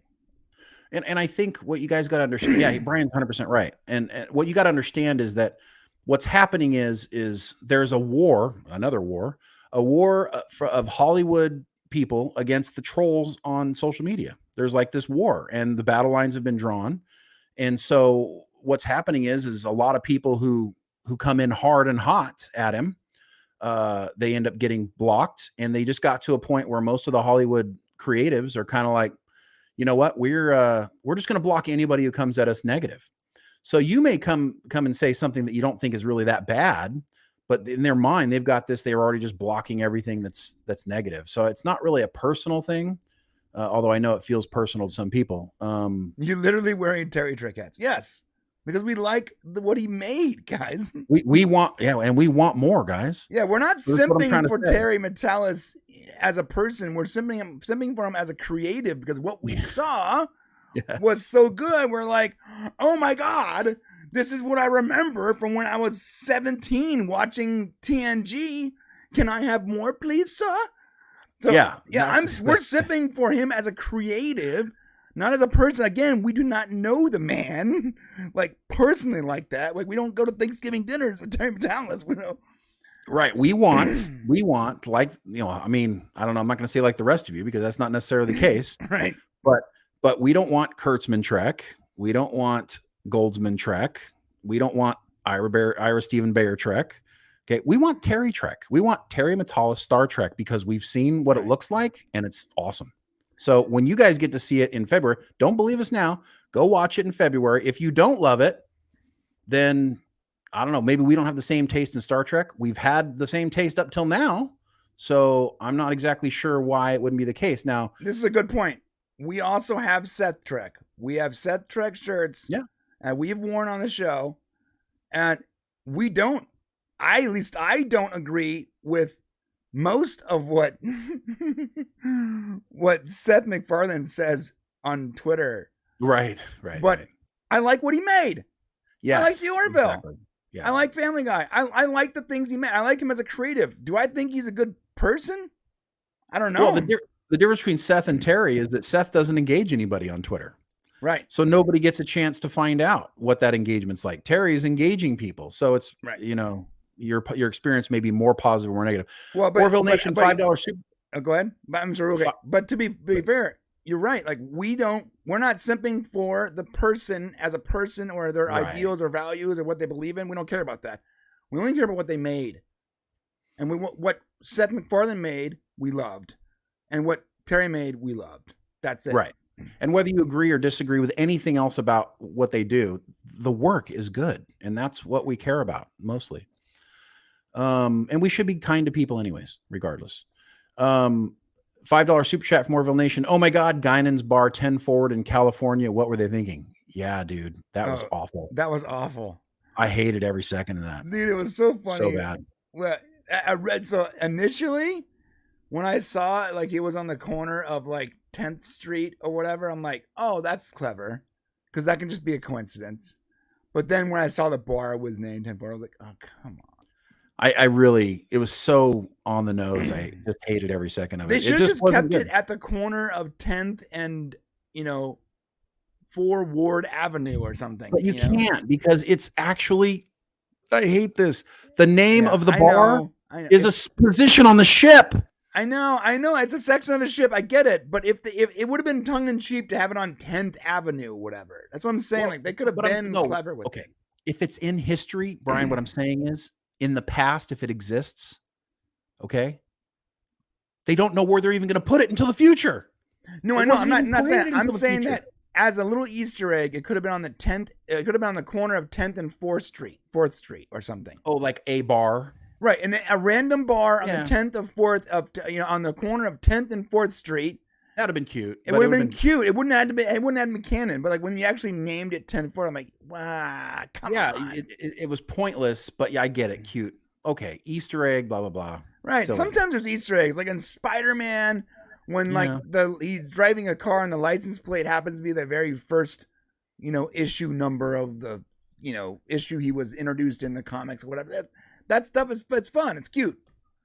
Yeah, but it does make them a little bit of it does cause a problem though. If you can canonically say that her bar existed on 10 forward, and then in the future the bar actually exists on the ship at the 10 forward location on the ship, it just makes it kind of weird. Like, did she get to decide where the bar was going to go? Where 10 forward was going to, where the but that could be explained as a coincidence. The bar being named 10 forward can't. I would say you're more right, but I still think it would be like right. changing canon. It'd be cheeky, yeah. And we all know how much they've destroyed canon over the years. Oh yeah, these recent years. Wrecked it. John Burns super chat 279. We put up with bad Star Trek when Shatner directed. It's true. As much as I love William Shatner, like he's literally my spirit animal. I don't think he's a very good director. Well, he's a better actor than anything. Yeah. So I love Boston Legal. You guys don't know this, but I love Boston Legal. And there are episodes that are directed by Shatner where half the episode, and this is fact, it's not hyperbole, half the episode is him and James Spader on a balcony talking. It's an interesting conversation. It's interesting, but it was almost like he's like, you know what? I think what I want to do for this, I want to shoot this scene, set it up, and then Alan and Denny Crane can just, recap and like sort of explain the rest of it via exposition with cigars and whiskey. And like, he just wanted to sit down and relax. So he directed himself sitting down and relaxing for the majority of the episode. Well, I'll tell you, the Final Frontier, which he directed, the movie he directed for Star Trek, is like a guilty pleasure of mine. I still have a ton of those discs I gotta send out to you guys. I'm sorry. The row your boats, the climbing the I know I'm not going to die because I'm not alone. All that stuff hits me in the heart. So I didn't mind that so much. The second star on the left. What does it say? Second star to the right. And on till morning. Straight on till morning. Yeah, that is a great line. And then you go, is that from Peter Pan? It is from Peter Pan. It is. Okay. Well, it's okay too. Yeah. It's fine. But you're right. That was not the best Star Trek movie. John Burns super chat, buying Dixie Chick CDs to destroy stimulus. That's right. True. That was a thing too. Yeah. Yeah. They were, you're right. They were, people were buying. And by the way, I saw people like when Kanye West was being Kanye West, like, come on guys, he's been nuts for like 8 years. I'm not sure why everyone's freaking out about it now, but when Kanye West was being Kanye West, he was at peak Kanye West talking about doing the anti-Semitic stuff. People were like burning their $200 Yeezys, like the shoes. You're like, hey guys, Kanye's not in pain. You already bought the shoes. Yeah. In no way does that affect Kanye or Adidas. It's like it's just a demonstration. It's like, when they burned Bee Gees albums back in the early 80s because they were tired of disco music, Insane Hippie Insane, $10 super chat. Thank you so much for that super chat. I am not angry, disappointed, or mad at Star Trek or the people running it anymore, and that is bad. Because I know that means I no longer care at all. I have been driven to near total apathy. Oh my God, I get that feeling. Yeah, that's how I feel about That's how I feel about Star Wars. Yes, I get that feeling about a lot of superhero movies as well. And I get that feeling about new Star Trek. So I get it. Sometimes he gets that feeling when I've been on the phone for too long with him. And I can hear it in his voice. I mean, it's easier to be disappointed when you've seen the best of things. And as we get older, I think that happens more frequently. But, being apathetic about Star Trek up till now I totally get it. And here's the thing. Picard season 3 is great. But I can't even be excited about future Star Trek because I don't know if Terry's going to get to make new Star Trek. Yeah, we don't know. So we don't know. So I'm like guarded in my feelings, right now, I just want to be all in the moment on Picard season 3 so we can give as much push to that as possible. So possibly we can get, all I can say, Insane Hippie, is I hope that if you do end up watching on February 16th when it comes out and you watch it, I hope that you get that apathy feeling goes away, at least for 10 episodes. So yeah, and then come and hang out with us. Like that, yeah, we'll talk about it here. That I think that's the thing though too. Like, listen, when I was younger, and still now sometimes, to be fair, I mean, we have an actual channel called Raw Rant. We like to complain about stuff. Oh yeah, and we like to hear other people complain about stuff, especially when it's done in an entertaining way. It's great. When I was younger, though, I really enjoyed a guy named Adam Carolla. He was on Loveline, he did the Man Show, he had a show. He literally struck the chains off of terrestrial radio and said, I'm just going to start my own podcast before anyone else was doing it, even before Rogan. And the guy was the #1 podcast in the world for a long time. And Adam Carolla is a guy who's a comedian who just sort of complains about everything. And 99% of what he says, I believe in. I'm like, yeah, this guy, you're right. The state sucks and government's bad and blah, blah, blah, right? But I realized the other day when I booted up Adam Carolla when I was working, I was on my 15th hour of work on a 12-day straight work week during Christmas, and I had nothing to listen to in December. So I booted up the old Adam Carolla app, and I booted up Adam Carolla, and I went to his latest episode.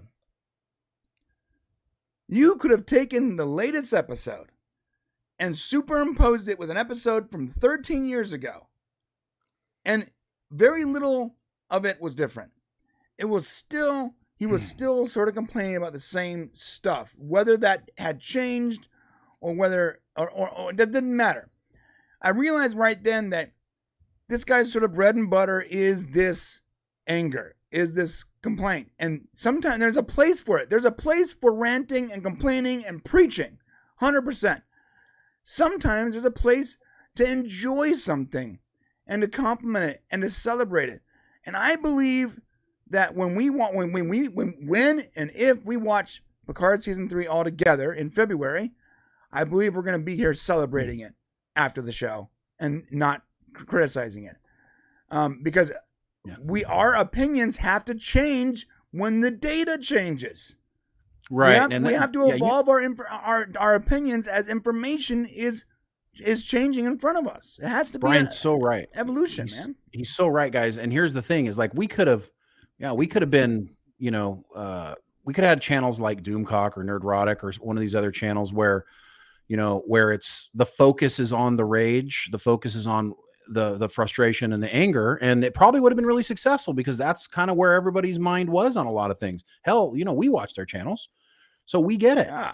But we know in our hearts that when things are good, we have to say they're good. We just won't feel good about ourselves. We could have went and made a whole bunch of money locked into the angry chat, the angry chanting with everybody else, but we just can't have conversations if we don't believe it. Yeah, and to be fair, you do get less views when you do a review of a movie and you're like, this movie's awesome.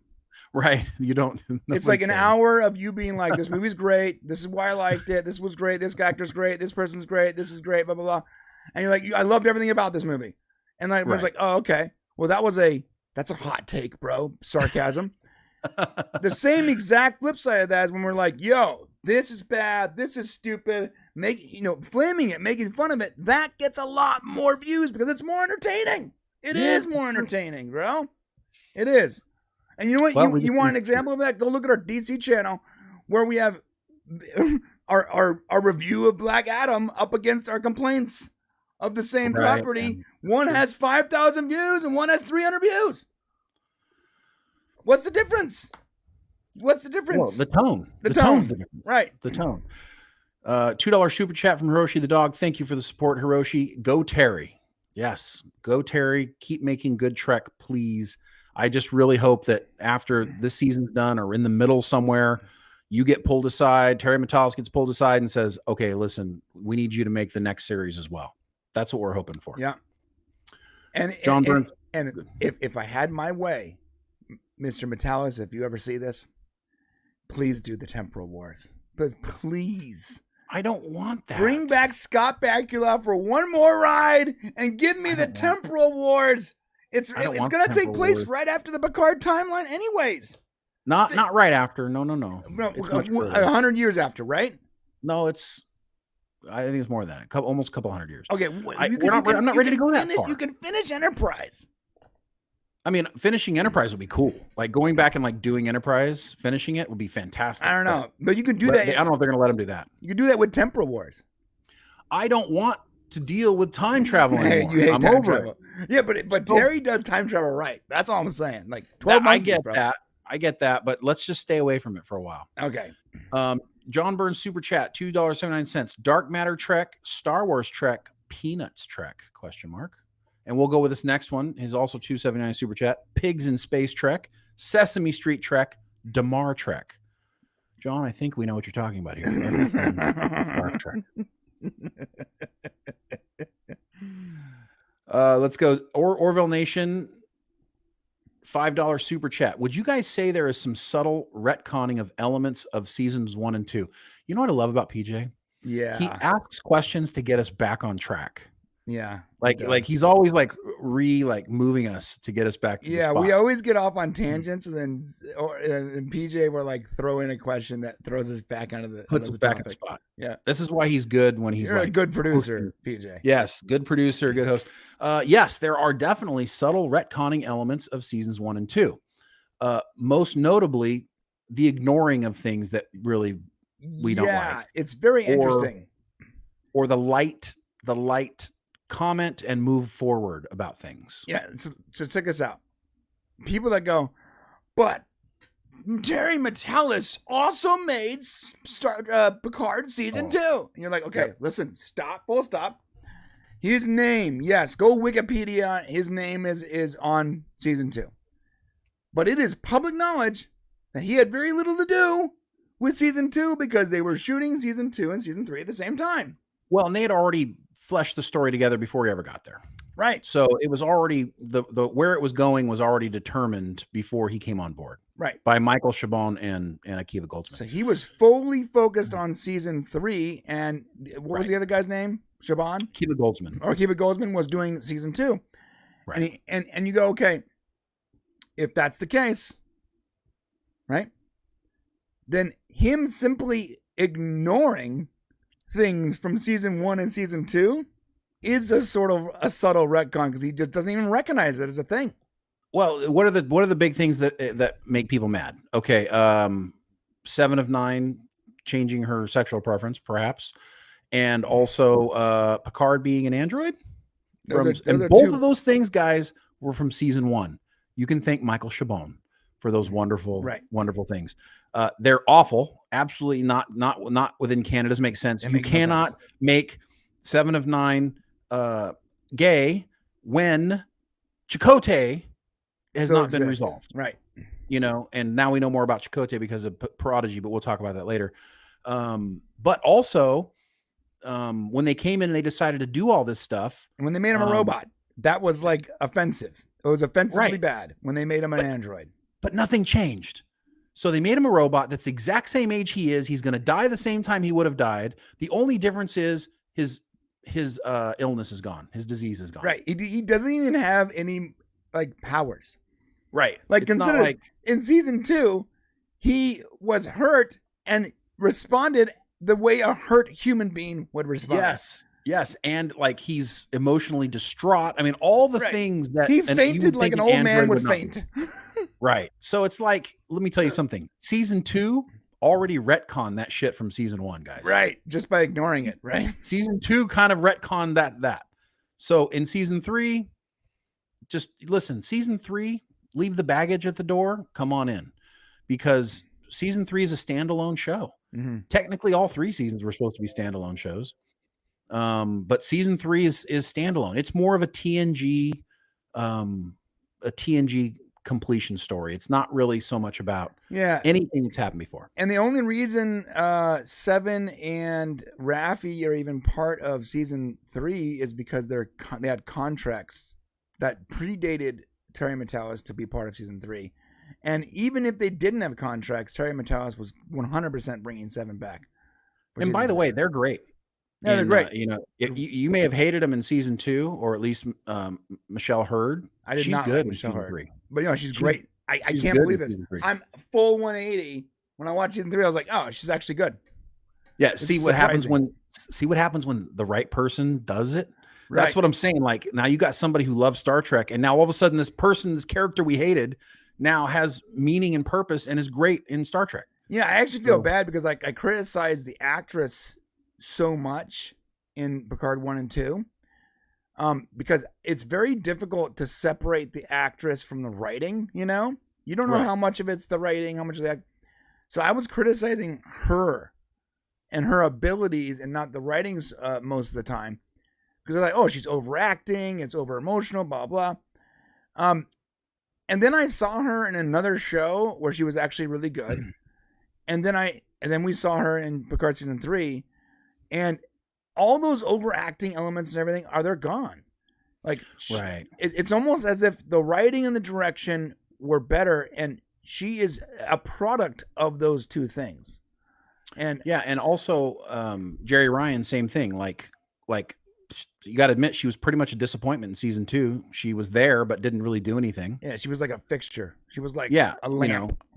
In season 1, we got a little bit of Borg action and some stuff going on, but season 3, I mean, it's like season 1 though, that moment where she turned into the Borg was actually sick.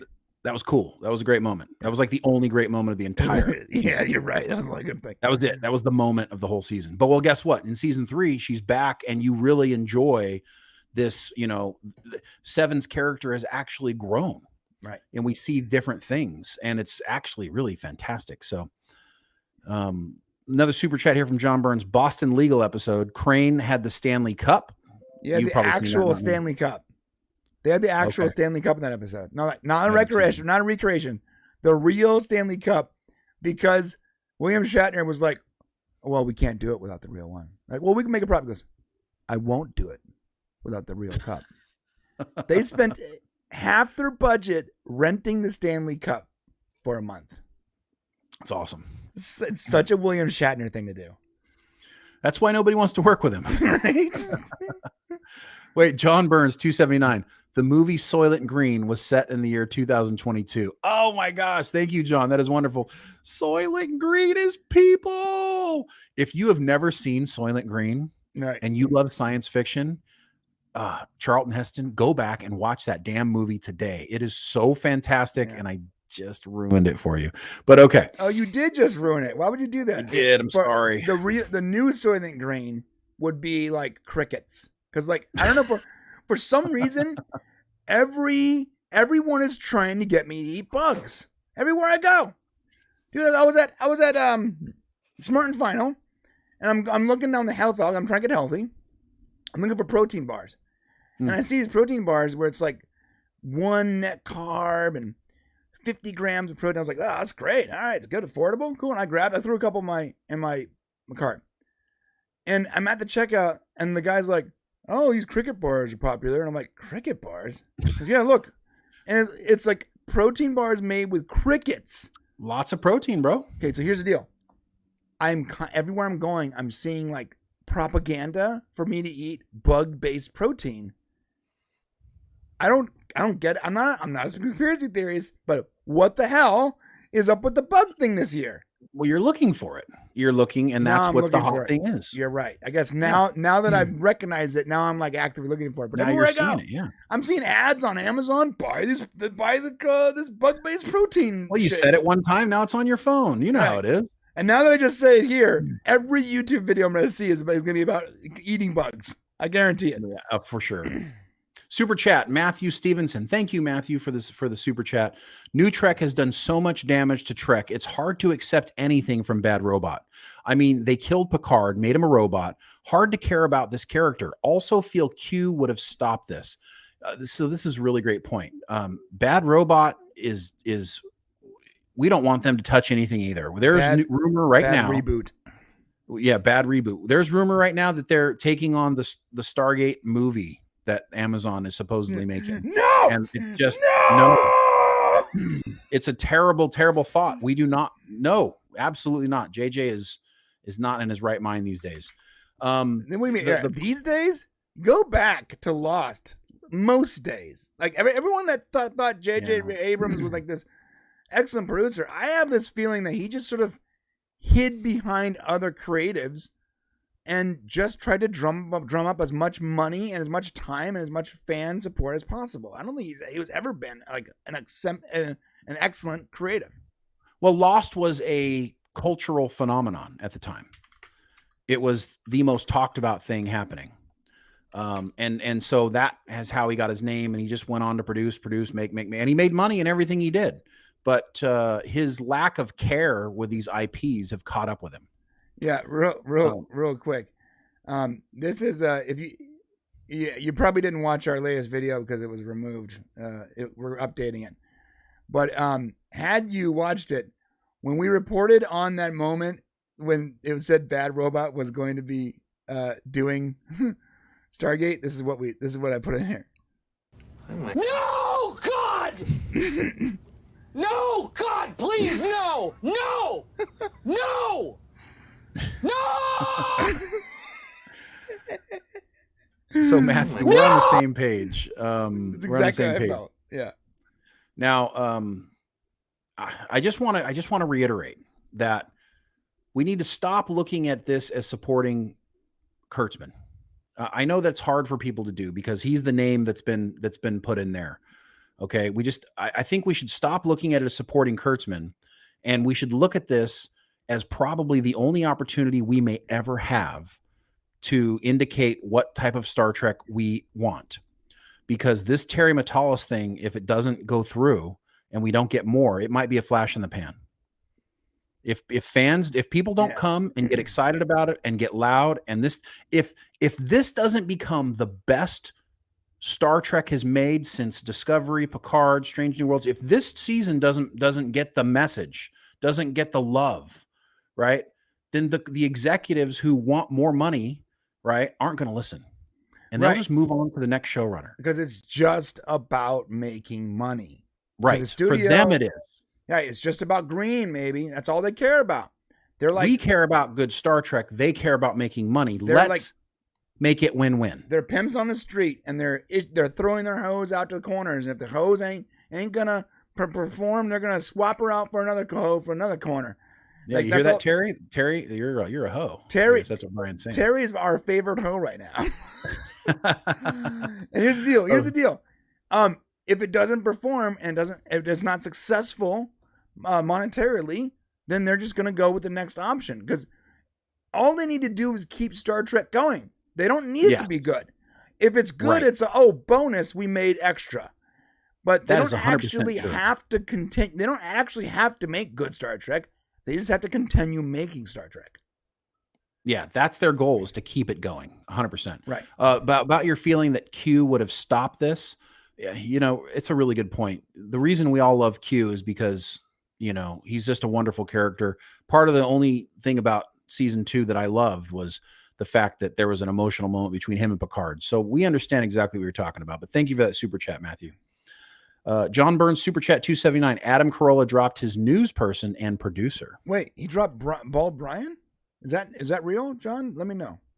That's crazy, because Bald Brian has cancer. Oh, that's a bummer. I mean, yeah, it's a bummer. And also, super chat from John Burns. Everyone likes a little bit of Borg on Borg. Yeah. But we don't want a Borg series, so make sure that doesn't happen. Oh, yeah. Thank you, John, for the super chat. Everyone loves a little Borg on Borg action. Did we talk about everything we want to talk about in this? I think we did, and this might be the longest weekly Terry of all time at an hour and 35 minutes. So, yeah. So hopefully you guys understand where we're coming from. Hopefully you're, if you're offended by what I said, then I'm sorry. We want new Star Trek. If you don't, we just have to agree to disagree. That doesn't mean we still can't be friends. Can't still love TNG and TOS and everything. Can I argue that that's the point of this whole thing? Like, sure. Once again, we don't have to agree on everything to enjoy each other's company and to be friends. perfect example. Jeremy Snyder has been here for a very long time, watching us since the very beginning. He's been supporting us since the very beginning. Jeremy, my boy, Jer Bear. I know for a fact we don't agree on everything politically, but I consider you a bro. And that's why not? Why not? Why can't people just be reasonable? And if we don't agree on this, we can still be friends. And the argument here is that if you actually do want good Star Trek, as bros, we're telling you we saw it and it's excellent. You should give it a shot. And so just, give it a shot. Yeah. Like watch 45 minutes. And if you don't like it, come back and tell us why. We'll have a conversation that doesn't involve you trying to punch me in the face through the internet. By the way, right, yeah. And that would be the super. If someone says, when people go, hey, what superpower do you want? Everyone goes flight and invisibility. I'm like, I want the ability to punch someone in the face through the internet. Right. And I understand like the what we're dealing with here is like, okay, so Doomcock's tweet, right? And this last one of Doomcock's tweet that I want to talk about here. Okay, and this is why a lot of people believe the way they do is because they feel this way. There is no benefit of the doubt. It doesn't matter if it's good or bad. If you support Picard, you are supporting those who murdered Star Trek. It's like buying a painting from the asshole who killed your wife, for fuck's sake.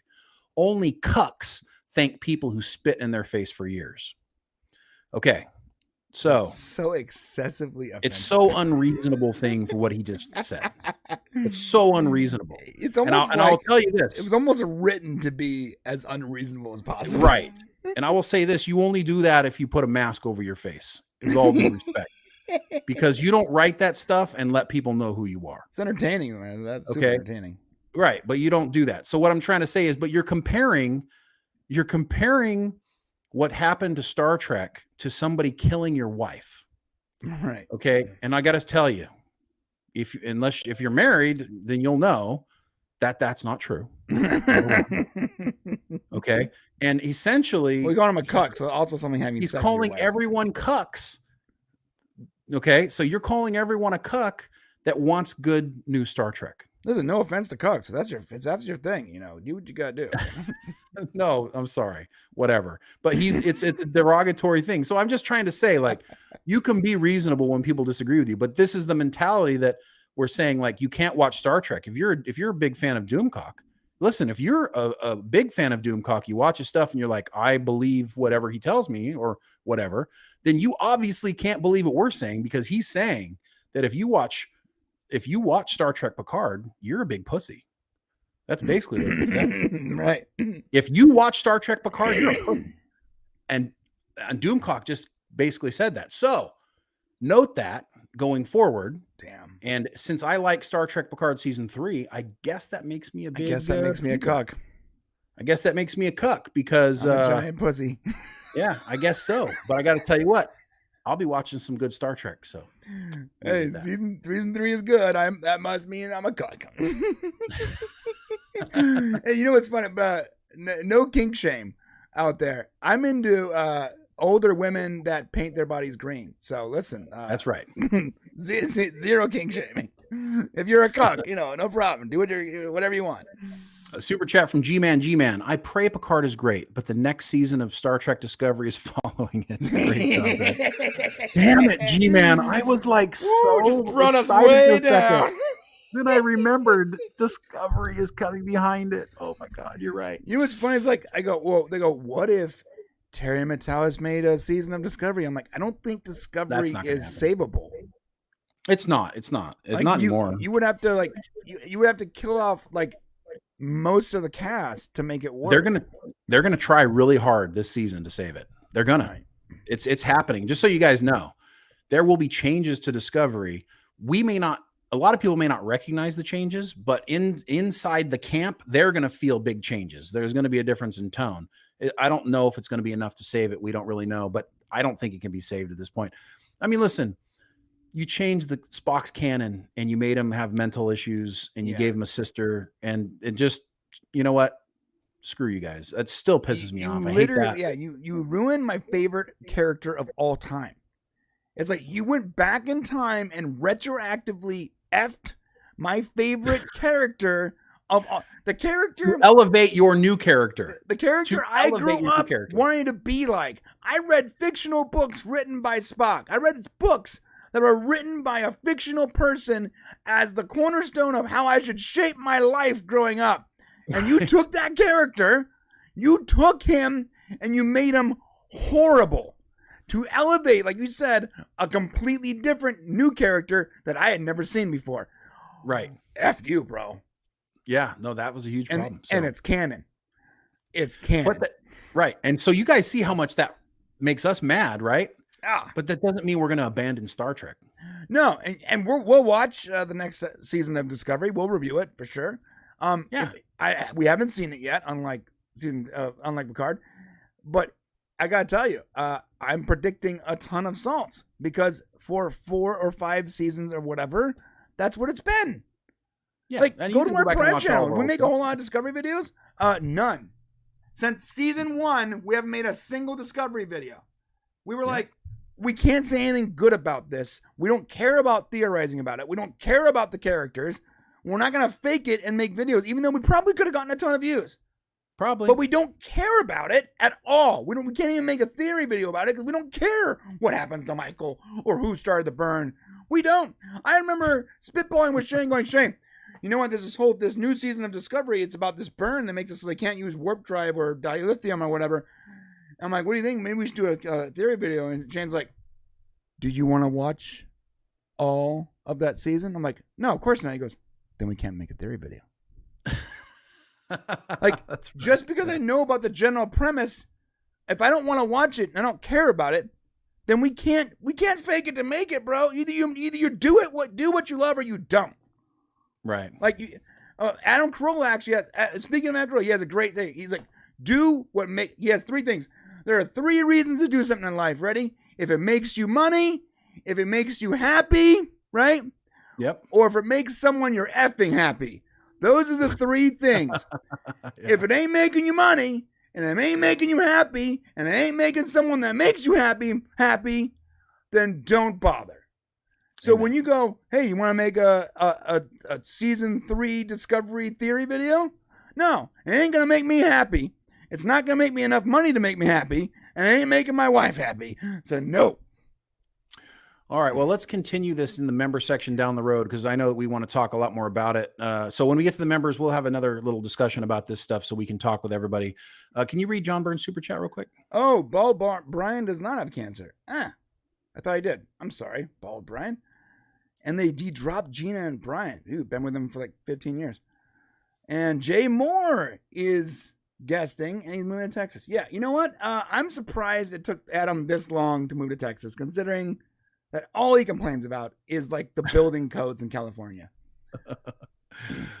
Jeremy Schneider super chat. How long is the show going tonight? Am I going to be able to go to the bar, get drunk, get food, head home, and listen to the end again? Jeremy, like every week, you can go do your thing and come back. We'll probably still be here. Oh, love you, man. Thanks for the support. Thank you, Jeremy for the super Snyder, my Viking brother. chat. Yeah. Okay. All right, we're going to wrap up this segment because it's now 2 hours long. If you like more, if you want to hear more of this or you have something to say about it, hit that comment section. Let us know what you guys think about everything we talk about today. Listen, I would ask you this question before you comment and just call us cocks or shills or whatever. Right? Because that's going to happen. It's going to happen. Like, Don't come to my house and do it. I can promise you it's that. like 15% of all comments are like, shill. I just like consider it, like genuinely consider what was said in this video, and you know, I'd like to just talk about reasonably, like reasonable bros. Let's be bros, okay, for this video. And you know, if you still want to call me a cuck, I guess, you know, no kink shame. Do your thing. That's it. Well said, sir. Okay, moving on after an hour and 45 minutes. That was the first time. Was that long? I mean, I think it was worthy of a big discussion, right? The weekly Terry on average is 10 minutes long. Just a heads up. Is it really? Right. We're having one hell of a weekly Terry this week. This is more like a week. It's more like a weekly buffet Terry. The monthly Terry. All you can eat Terry. What the hell? It was fun, right? Yeah, it was fun. All right. Yeah. Let's move on. Oh, and on to another topic that's Hey, the good news is this doesn't make me mad, so you can run with this one. But although it is kind of funny. It's gonna take an hour. Okay. All right, give me the fake news Friday when you guys right now. Oh, that's right. We don't have like a little thing for it, huh? Right? I do. I have a fake news Friday stinger. I haven't loaded it in the system yet. I'm ready. Oh, so you're putting it in afterwards. Right. All right, here we go. Ready? Fake News Friday. Yes, it is Fake News Friday, and what we are talking about today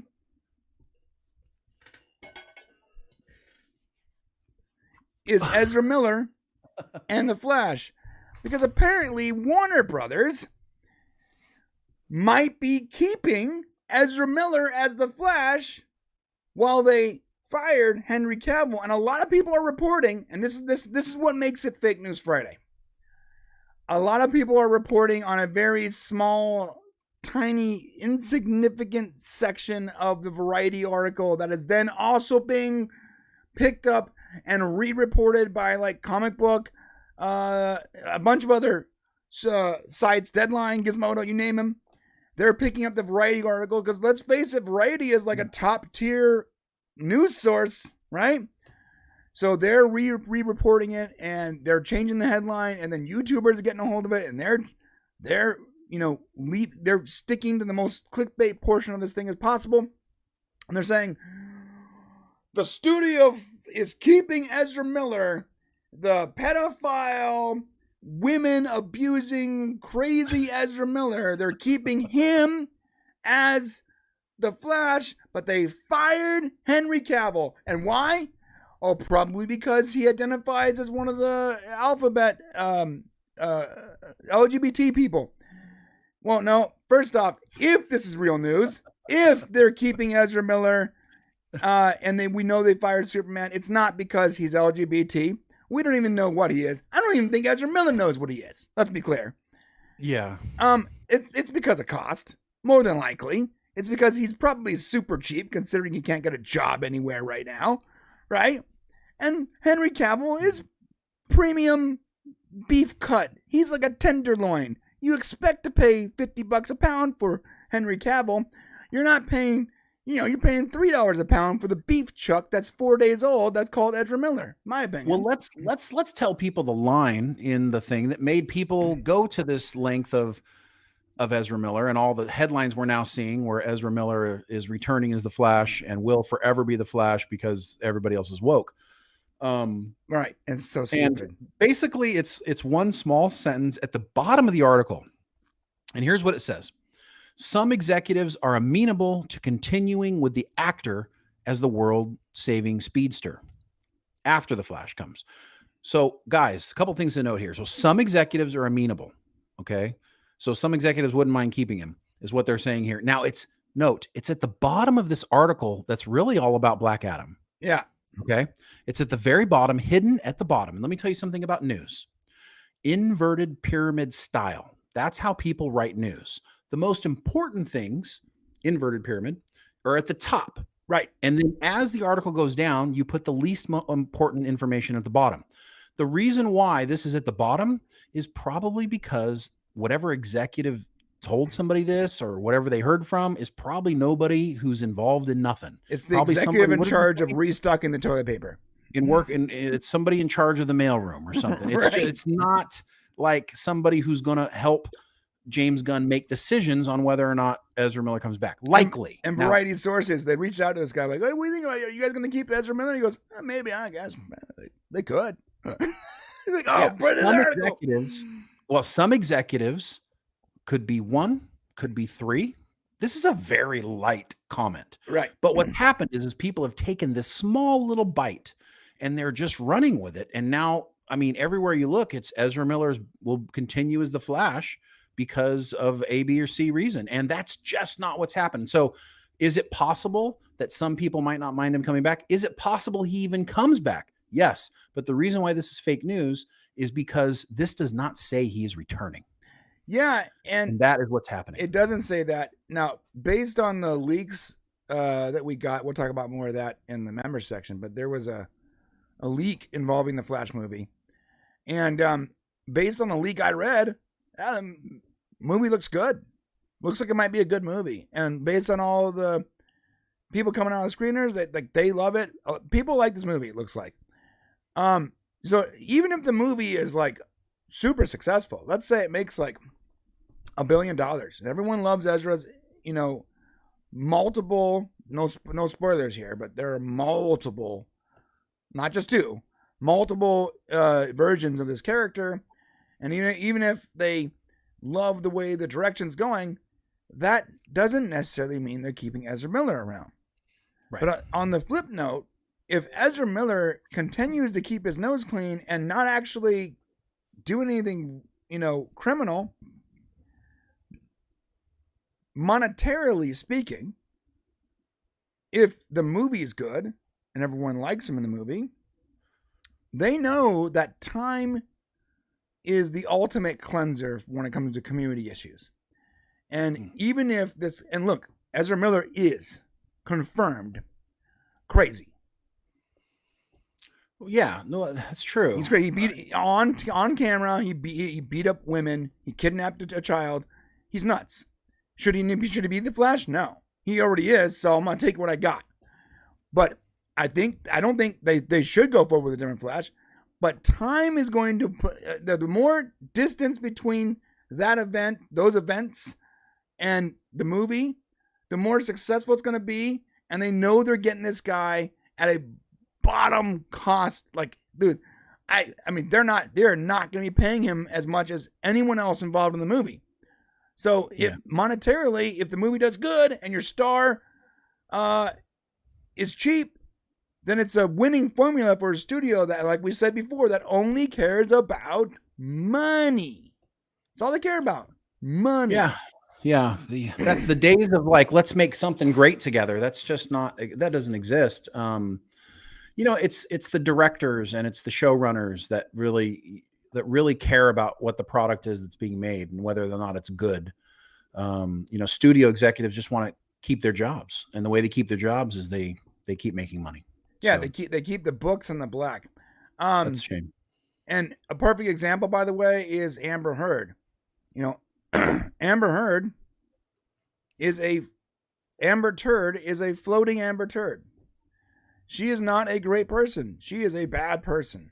What she did to Johnny Depp was, I think, criminal. I don't know. I'm not a lawyer. She's not a good person. Everyone hates her. She's still in the movie. They didn't cut her out because they know that enough time is going to pass between that trial and the movie that comes out at the end of next year where the majority of normies aren't going to care. Right. Even if they even know about it. They might not even know about it. Yeah. And Well, I don't know how they're not going to know about it, but yeah, that was a big one. I mean, like that trial was huge. My wife was following the trial. I bet you she doesn't know that Amber Heard plays Mira in That's a good Aquaman. point. I bet you she doesn't know. That's true. If I haven't told her, she probably doesn't know. So, thing is, like, a lot of people they just like all that time is going to pass. It's no longer news, and the news cycle in this day and age is so quick that we're going to forget. We're going to forget that clothing company a couple weeks ago literally was promoting their clothing with pedophilia. Everyone's going to forget about that in a year. It's going to be a footnote. I mean, That's horrible. That's horrible. Someone should look into that, for the love of God. I mean, if you're not in the news cycle, you get forgotten. That's the way it works. But most of us can't do anything about it but complain. So eventually we're going to move on to the next thing to complain about. And by the time we get to Aquaman, no one's really going to care that much about Amber. I'm sorry to say, no one's going to care that much about Amber Heard. Johnny Depp deserved better. I hope that he gets everything he needs to get from that crazy person. But because we can do nothing about it, all we can do is move on. So that's what's going to happen. She's going to be in Aquaman, and if they continue with Aquaman, she's probably getting the next Aquaman. I bet you she will be. Maybe not. Maybe not. I don't know. We don't know. But I bet you they're not. The executives over there are not like, well, should we do what's best for the fans and the story? No. They're saying, can we get her a lot cheaper than before because she's nuts? Yeah, offer her 1,000, see what happens. Right. And Ezra Miller's like, hey, I know I've had problems. I'll do the next movie for halfway right. Okay, cool. I mean, it's a money. Like if these people can act like be nuts and not get thrown in jail, then they can go, hey, you know what? We can use that to pay them less and to then make more money on this franchise. You know? Yeah. And you know what?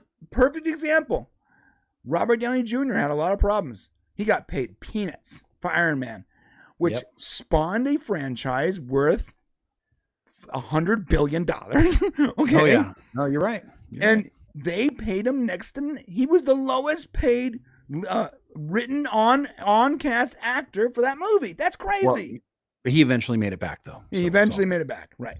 now he's getting paid like $20 million to like cameo in a Spider-Man movie. Right? Yeah, it's like you're gonna pay him. Yeah, I'm not saying he didn't get what he needed, but because of his problems, they got to pay him a lot less because they knew that he was a liability. Like, I bet you right now they're like, hey, Ezra Miller's a liability. Let's pay him a lot less.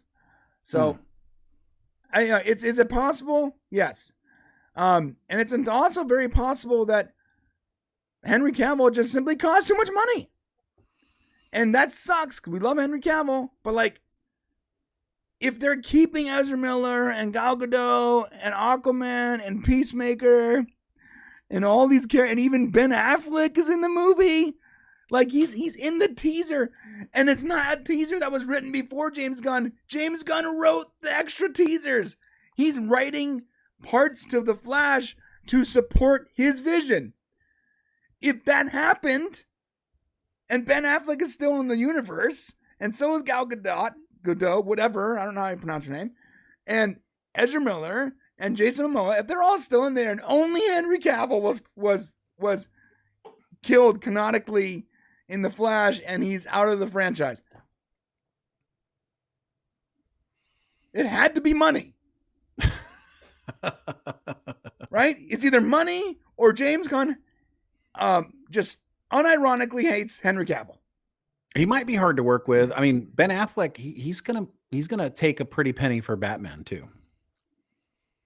So I don't know how much that we weren't talking about how much he makes, but he's got to make pretty decent money. Yeah, Ben Affleck might be more reasonable though. Maybe. Like he might be like, oh look, I'm in the end credit scene of this movie. I'm not gonna charge you $15 million. On the same note, Henry Cavill legit in real life, like he's no longer with The Rock's company.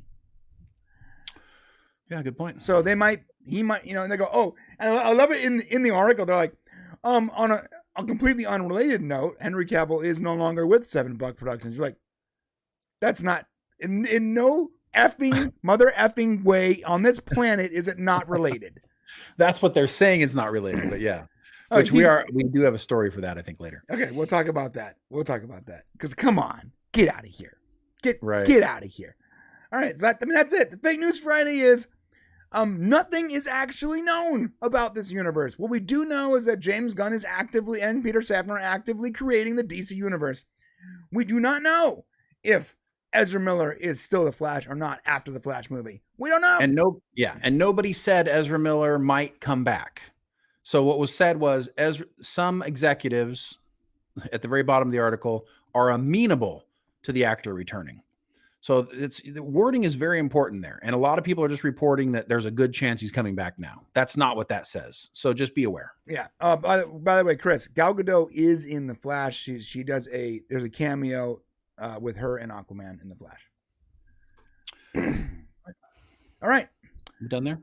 That's it. Let us know what you guys think in the comment section below. And if I messed up Ezra Miller's pronouns, I'm sorry. I don't know what his pronouns are anymore because they change. I don't think he does either. They change every week. So don't get mad at me because the last time we talked about Ezra Miller, half the comments were correcting the pronouns. I don't know what his Ezra's pronouns are. So I don't know. Yeah. All right. Super chat from Orville Nation, $10. Thank you so much, PJ, for supporting the channel. Terry experienced much misplaced anger of Kurt's trek directed at him. He is trying to be available to fans, but cannot be engaging this. He just came on board and cannot take on that responsibility. That's a really good point. That's a super fair statement. Like, a lot of people. Imagine if you got hired at a Walmart, right? And before you got there, half the store was on fire, and they hire you to manage the employees better and have them stop pooping in the aisle and setting things on fire. And you get there and you put out this fire and you're trying to like clean up the crap on the floor and, you know, blah, blah. And then the insurance company and the customers all come to you and say, you started the fire and pooped on the floor. You're the problem because you're in charge. Well, I just got here. I mean, I can understand some of his reactions are like, what? Well, and I wouldn't even say they came in and said, you pooped on the floor. I think what they came in and said was, this is absolutely disgusting. What do you have to say about this? That's kind of what they were saying. So like they wanted him to be accountable for what has happened to Star Trek. And to his own credit, he's like, I don't want to be accountable for what's happened because, you know, in a lot of ways, he doesn't agree with what's happened, I believe. Right. So, you know, so yeah, you're right. And so a lot of people got swept up in this whole, you know, blocking thing. And I know people are upset. They're like, well, how can you expect me to watch Picard season 3 if the showrunner's mean? And it's like, well, I mean, did you say something negative? You know, I don't know. I mean, I get it. Maybe you didn't think you were being mean, but maybe he don't want to hear none of it. I don't know. You know, maybe, you know, some people have the idea that he should have thicker skin and he should convince them to watch Picard season 3, but I mean, come on, guys. Like, what studio exec's going to be like, you know what, John Chambers from North Carolina, I'm going to convince you to watch Picard season. It's just not how it works, you know? So you got to come in and kind of decide for yourself. Judge him on the art. Try not to judge him on his Twitter. Agree with that. Kenneth said if they could take Cavill out of the Flash, they can take that. Yeah, I don't think Cavill's actually out of the Flash. So Cavill's cameo was very, very small at the very end of the movie, and taking him out is just a matter of literally snipping the last 5 seconds of the movie off. So in order to take Cavill out of the movie, you just have to end it early, 5 seconds early. That's it. So if they did do that, it wouldn't change anything. All right. Awesome. Moving on. Oh, there's some positive stuff, man. Oh, we're going to talk about something positive? Watch, the view count just went down. Everyone left. All right. There's 33 people watching, 34. If any of you leave, we'll know that you don't like positive news. And right when you said that, we lost 3 people. All right. I don't even know if this would be a clip, but it won't be a clip. But we are going to talk quickly about the new space missions, actual space missions by NASA and other companies, I'm sure, launching to the moon, Jupiter, and a metal world in 2023. So first off, take this with a grain of salt. It is from CNN. Wait, but what's wrong with CNN? I mean, aren't they like? Are you a Fox bro? Aren't they a subsidiary of Giant Freaking Robot? Are you Fox bro? Oh, I'm sorry. Are you a Fox too? If you go to Fox, I think you should do the same thing. You know what? Take almost everything you see with a grain of salt because you don't know. You know, equal opportunity bullshit is what we're saying here. Well, when you said that, it made it sound like you're picking a side. So no, I'm not picking a side. Okay, they're all horrible. They're all. So, anyways, you know what's funny is I think Variety is like the least horrible of the rags out there, and even then you can tell in the writing how they're like BSing the text to get as much views as possible. Well, the good news is this is one of the few stories that it's really hard to like politicize, even though science travel or astronaut stuff can be politicized. So I think what's interesting about this is that we're about to have a year that probably the best year of space we've had in maybe 50 years. Okay. Yeah. So in 2023, NASA will kick off a trek to a metal world A spacecraft will drop off unprecedented asteroid samples on Earth. A historic moon mission will get its crew. And several new commercial rockets could make their launch debut. Not to mention that we're also going to be getting more discoveries from the James Webb Telescope. And if you guys aren't seeing some of this stuff, this James Webb Telescope images, like put them up to Hubble images, like the differences are incredible. If you're remotely interested in like what's beyond Earth, I mean, even funny, even talking about the fact that we are on a little tiny globe, a little tiny speck of dust in this gigantic universe, and we're having this podcast right now. Yeah, real quick. Right. If you ever done any kind of mind-altering substances, I'm gonna blow your mind. Ready? We are on a spinning rock in infinite space. Infinite doesn't end. There is no end. As far as we know. We are this tiny little insignificant little speck of dust floating around another insignificant speck of dust, floating around a slightly less insignificant speck in an infinite, traveling like 25,000 miles an hour in an infinite void. Holy yeah, it's pretty crazy. That's nuts. You don't want to think about it too much. Yeah. Unless you're dropping acid or something. The more you think about it, the more you're just like, just zone out, bro. I can't. It's metal. Like when you say metal world, it's heavy metal. It's so gnarly how the universe is. Anyways, go ahead, Shane. So crew assignments for Artemis 2. So Artemis, we talked about it a few weeks ago. I think Artemis 1 launched, and it was like the test to see how we would get back to the moon if we could do it, right?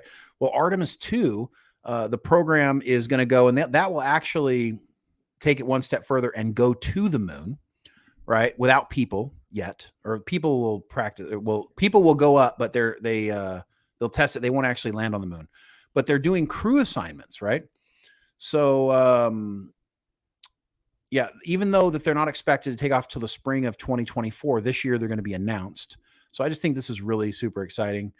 Sometime early this year, and it really could come out any day now, which astronauts are going to be going to the moon. And that's going to be a cool thing, something we're going to talk about. I don't think you understand. 1969 when I was born, the last year, I think that we sent people to the moon, 72 or 73. Right. If you're younger than 50 years old, like you weren't alive when we sent people to the moon. Yeah, I was born when they stopped trying after that thing exploded. So there you go. So that's in your lifetime, there will be other people's feet on the moon, which I think is just totally cool. They are going to be sending cargo to the moon in advance this year, which is something we haven't done. So that's going to be super cool. We're sending. We have a thing to Jupiter and its icy moons. I love this. It's called. Right? This is great. So the highly anticipated Jupiter Icy Moons Explorer mission known as JUICE. Because Jupiter Juice. Got it. It's awesome. They're going to be exploring 3 moons that all have oceans beneath their ice-covered crusts. And scientists want to explore whether the Ganymedes Ocean is potentially habitable. Dude, I mean, Europa. That was in Picard. Europa. You're right. Yeah, because Europa is one of the moons. Oh my God, we're about to do the. I'm sorry. Wait a minute. Are we doing the Europa missions in the same year that Picard season 2 did the Europa missions? Close, but yes, actually we are. But we're not sending people. Okay, that makes sense. That's the difference. That's wild. That's a good point, though. You're right. Are they going to find life there? Because those oceans could have life on them. They're going to bring back life. It's going to be like the Expanse, and it's going to come into our atmosphere, our rich atmosphere, and grow to like insane proportions and just take over the planet. Yeah. Boeing's been working for a decade to develop a spacecraft capable of carrying astronauts to and from the ISS, the International Space Station. And 2023 is expected to be the year that this new space taxi is finally up and running. We're going to have a new way to get people back and forth. Wait. Which is something. They're going to be able to land it and take off again? There's no way they're taking off from the planet, right? No, this is from the International Space Station. No, You're talking about from where? If they're taking astronauts to and from the ISS, Yeah. that means it's a new aircraft that's capable of going up there and coming down, a reusable aircraft. Well, I mean, that's what SpaceX has been trying to do. That's what SpaceX successfully launched their solid booster, then came back. Yeah, but you would have no idea how insanely futuristic that is. I know we all think it's a normal thing, but like being able to take off from the ground, go into space, and come back is currently not. It's not. I don't know if that's what's happening. It's not just not possible, but it's also, to most people, unreasonable to ever think it's possible, which is why they want to launch from the moon instead of Earth. It says here the Starliner, it's called the Starliner, is expected to round out NASA's plans to hand over the task of transporting astronauts to the ISS to the private sector. SpaceX's Crew Dragon capsule is already taking up that task, and the company aims to launch its 7th. I don't think so. I think we still have to. I think we get the solid booster rockets back right now with SpaceX, which is great because that's a huge cost to have to reproduce those. They fall back to Earth and are basically unusable again or have to be fixed. So they'll be reusable, which will save on costs, which will allow us to do more stuff. So that's probably.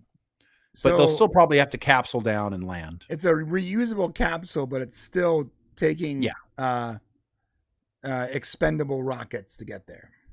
Well, yeah, but the rockets, no, they're not expendable. They come back and land, and then we can reuse them again. Really? That's the point. That's what SpaceX did successfully. Interesting. We got reusable solid booster rockets. Yeah, we should look more into this Starliner thing. Yeah, I agree. Let's see. A couple other commercial rockets are also in the works. The Vulcan Centaur. Is that a cool name for a rocket? The Vulcan. It sounds so badass. Developed by United Launch Alliance and New Glenn, which is a product of billionaire Jeff Bezos' space company Blue Origin. Jeff Bezos is like, I want to call it the Vulcan Centaur. Right, that's something he would do.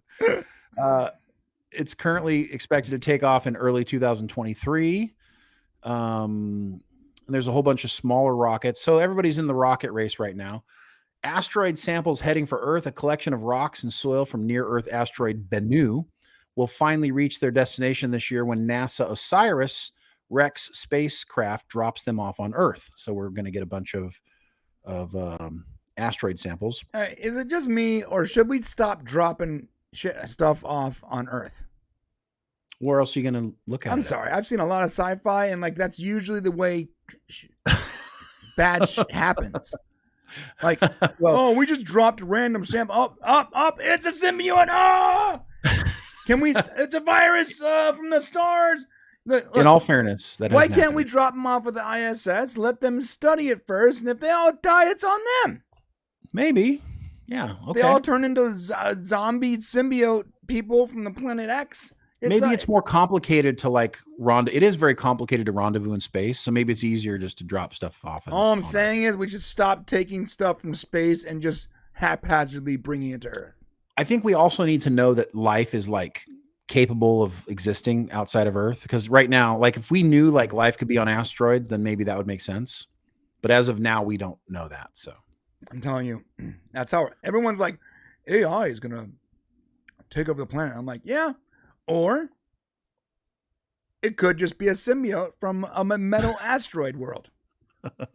The samples will reveal information about the formation and history of our solar system, as well as asteroids that may be on an eventual collision course with Earth. So that's important.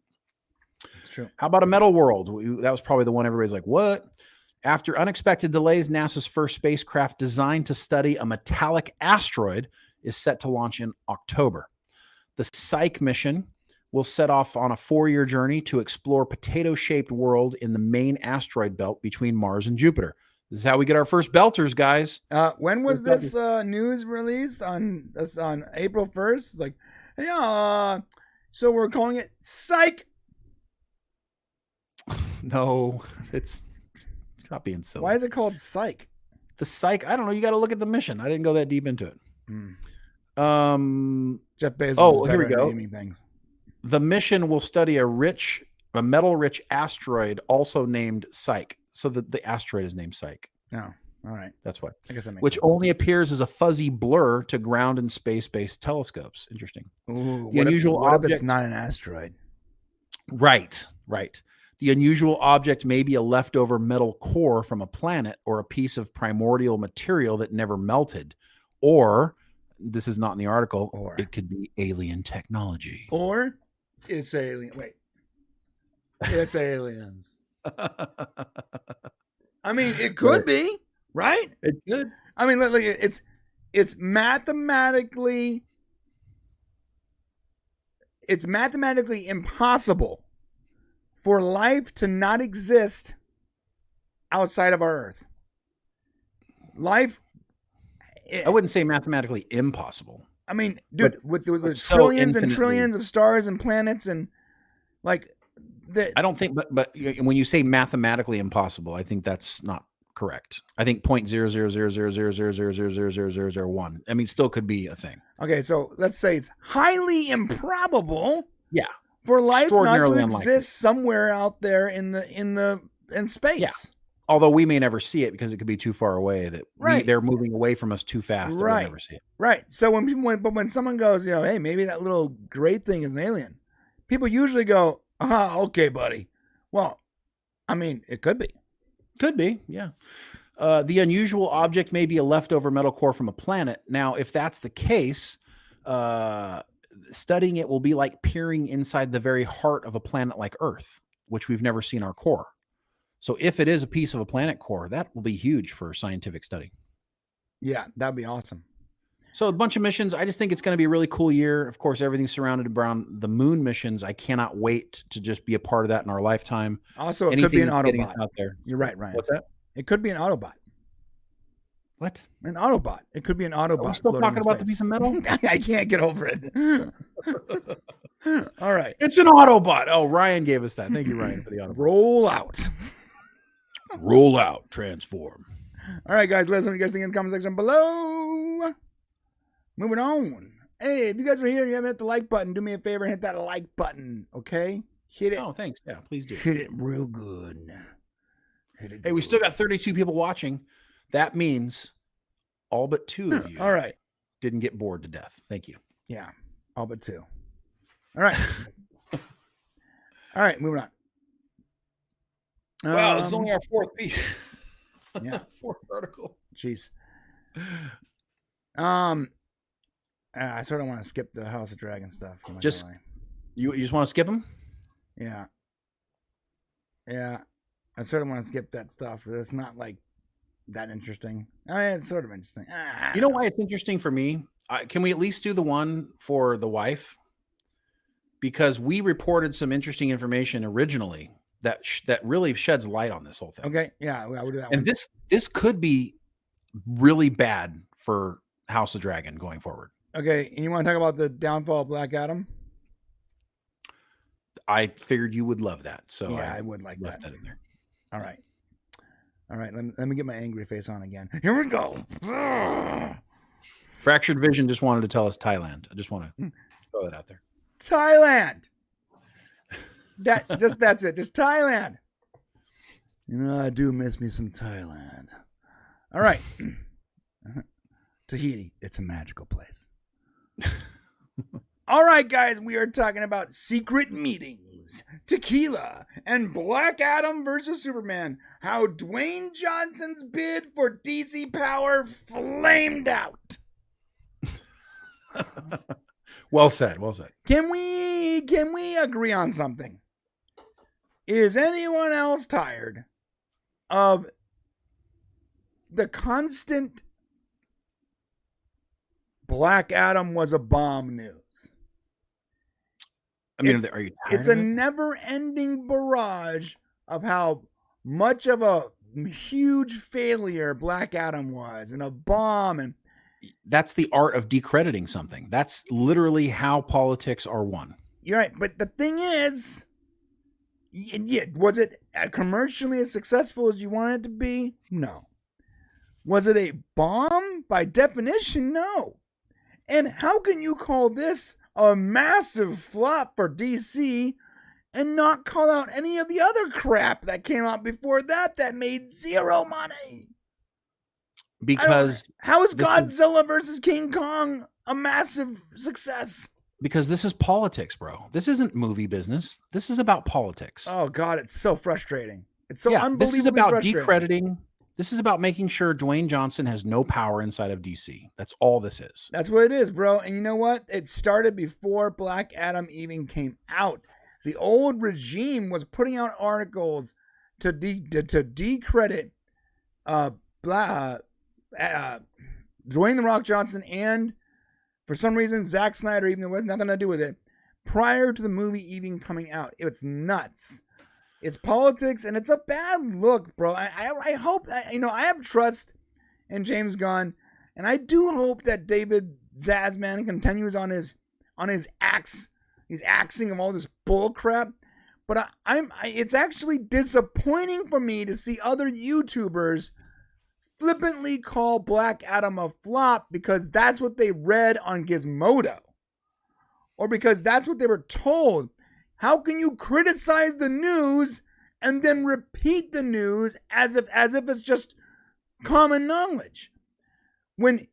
Look, dude, this movie made almost $400 million worldwide. It cost $200 million. Even if the marketing was another $200 million, it is not the biggest flop. Not by even remotely a metric. According to other movies that came out that got sequels that made negative money. So, how can you both criticize Hollywood and bad reporting and then also in the same breath utilize their own propaganda? I mean, because that's the point. I mean, let's get back to what the point is. Black Adam was supposed to make a lot more money than it did. Dwayne Johnson went to DC and, he wanted to do this movie for a long time. He's the biggest movie star in the world. So they somehow believed they were going to make $1 billion. And when it didn't do that, the way Dwayne got his way was not palpable by a lot of people in the higher ups. And when he went around Hamada to get an approval to get Cavill, the cameo, against the wishes of the people in charge, apparently that didn't sit well with other people at Warner. Yeah, people that are still there behind the scenes that we don't know about. Just so you guys know, there are still people at Warner that we aren't privy to that are from the old regime. I actually wasn't aware of that until recently. But there are still executives and people that are in charge of certain things that have the same stupid idea of how to run a business and really sort of backward values are still there. Now, is the guy in charge that? No, the guy and ultimately in charge now, is David Zaslav, completely different, and it looks like he's trying to right the ship. But there are still executives that have really poor judgment and bad critical and take everything way too personally, and they operate in identity politics on a daily basis, and that's their life, and they are still there from the old regime, which is crazy. Well, and you got to remember that it was a genius move, bringing in James Gunn to run DC to basically kick Dwayne Johnson to the curb. He was like the only guy you could literally hire to come run DC that everybody would have been like, oh, okay, yeah, that's better than Dwayne. Yeah. So it was a genius move by whoever did it. I mean, there was an obvious move here. They saw the power play by Johnson to come in and try to, control the DC narrative going forward. And they squashed it like a bug. And it just goes to show you that these studio executives, these big companies, they have a lot more power than you realize. Yeah. And the smart ones aren't vocal. Smart ones are operating behind the curtain. Right. Yeah. Yeah. That's 100% true. Even the scariest politicians, you never hear anything from them. Right. So that's probably what it is, and if Black Adam had made $750 million, we probably wouldn't be having this conversation. Well, yeah, no, they still might have brought in James Gunn, but I guarantee you James Gunn would be working with $7 Productions. Probably, yeah. Like David Zaslav would have made like, okay, well, listen, I want you to come on with Peter and be, co-presidents of this studio. and you need to work with $7 Productions or whatever. It would have been a requirement.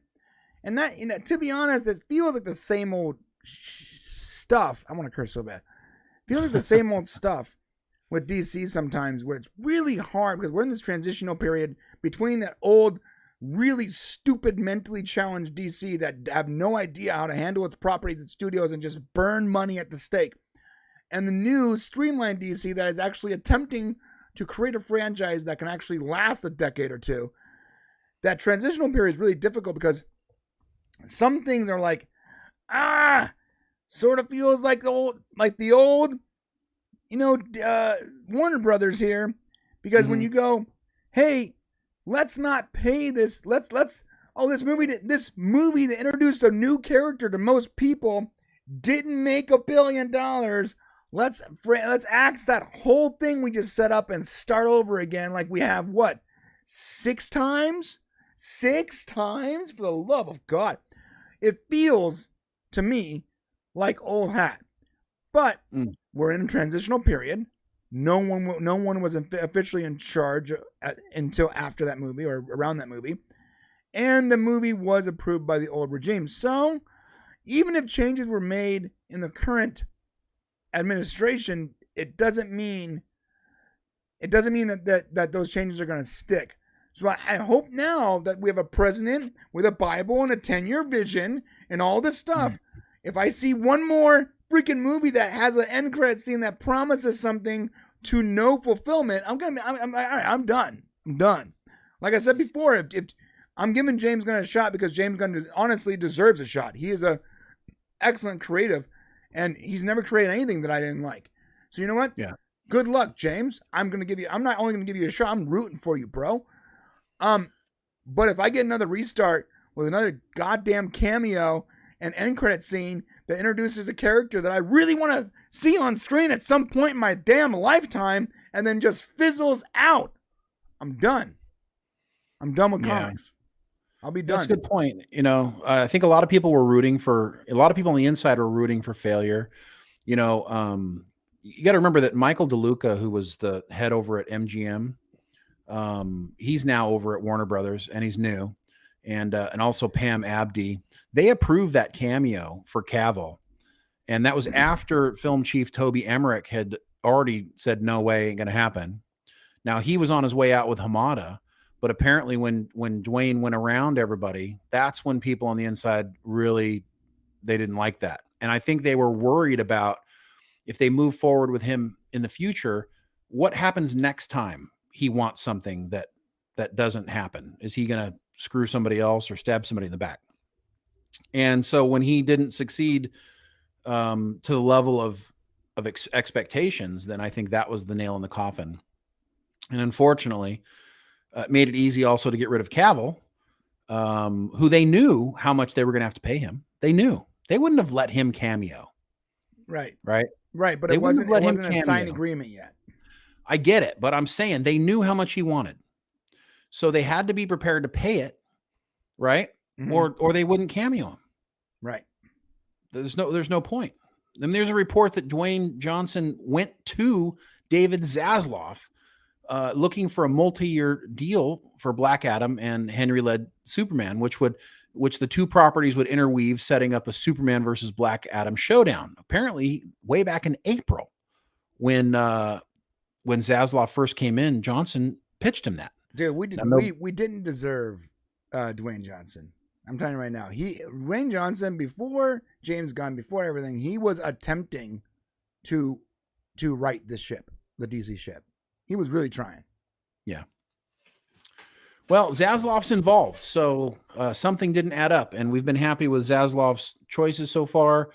So hopefully he saw something that we can't see, and maybe going forward, like you said, we got to give James Gunn a shot. So that's where we're at. We do.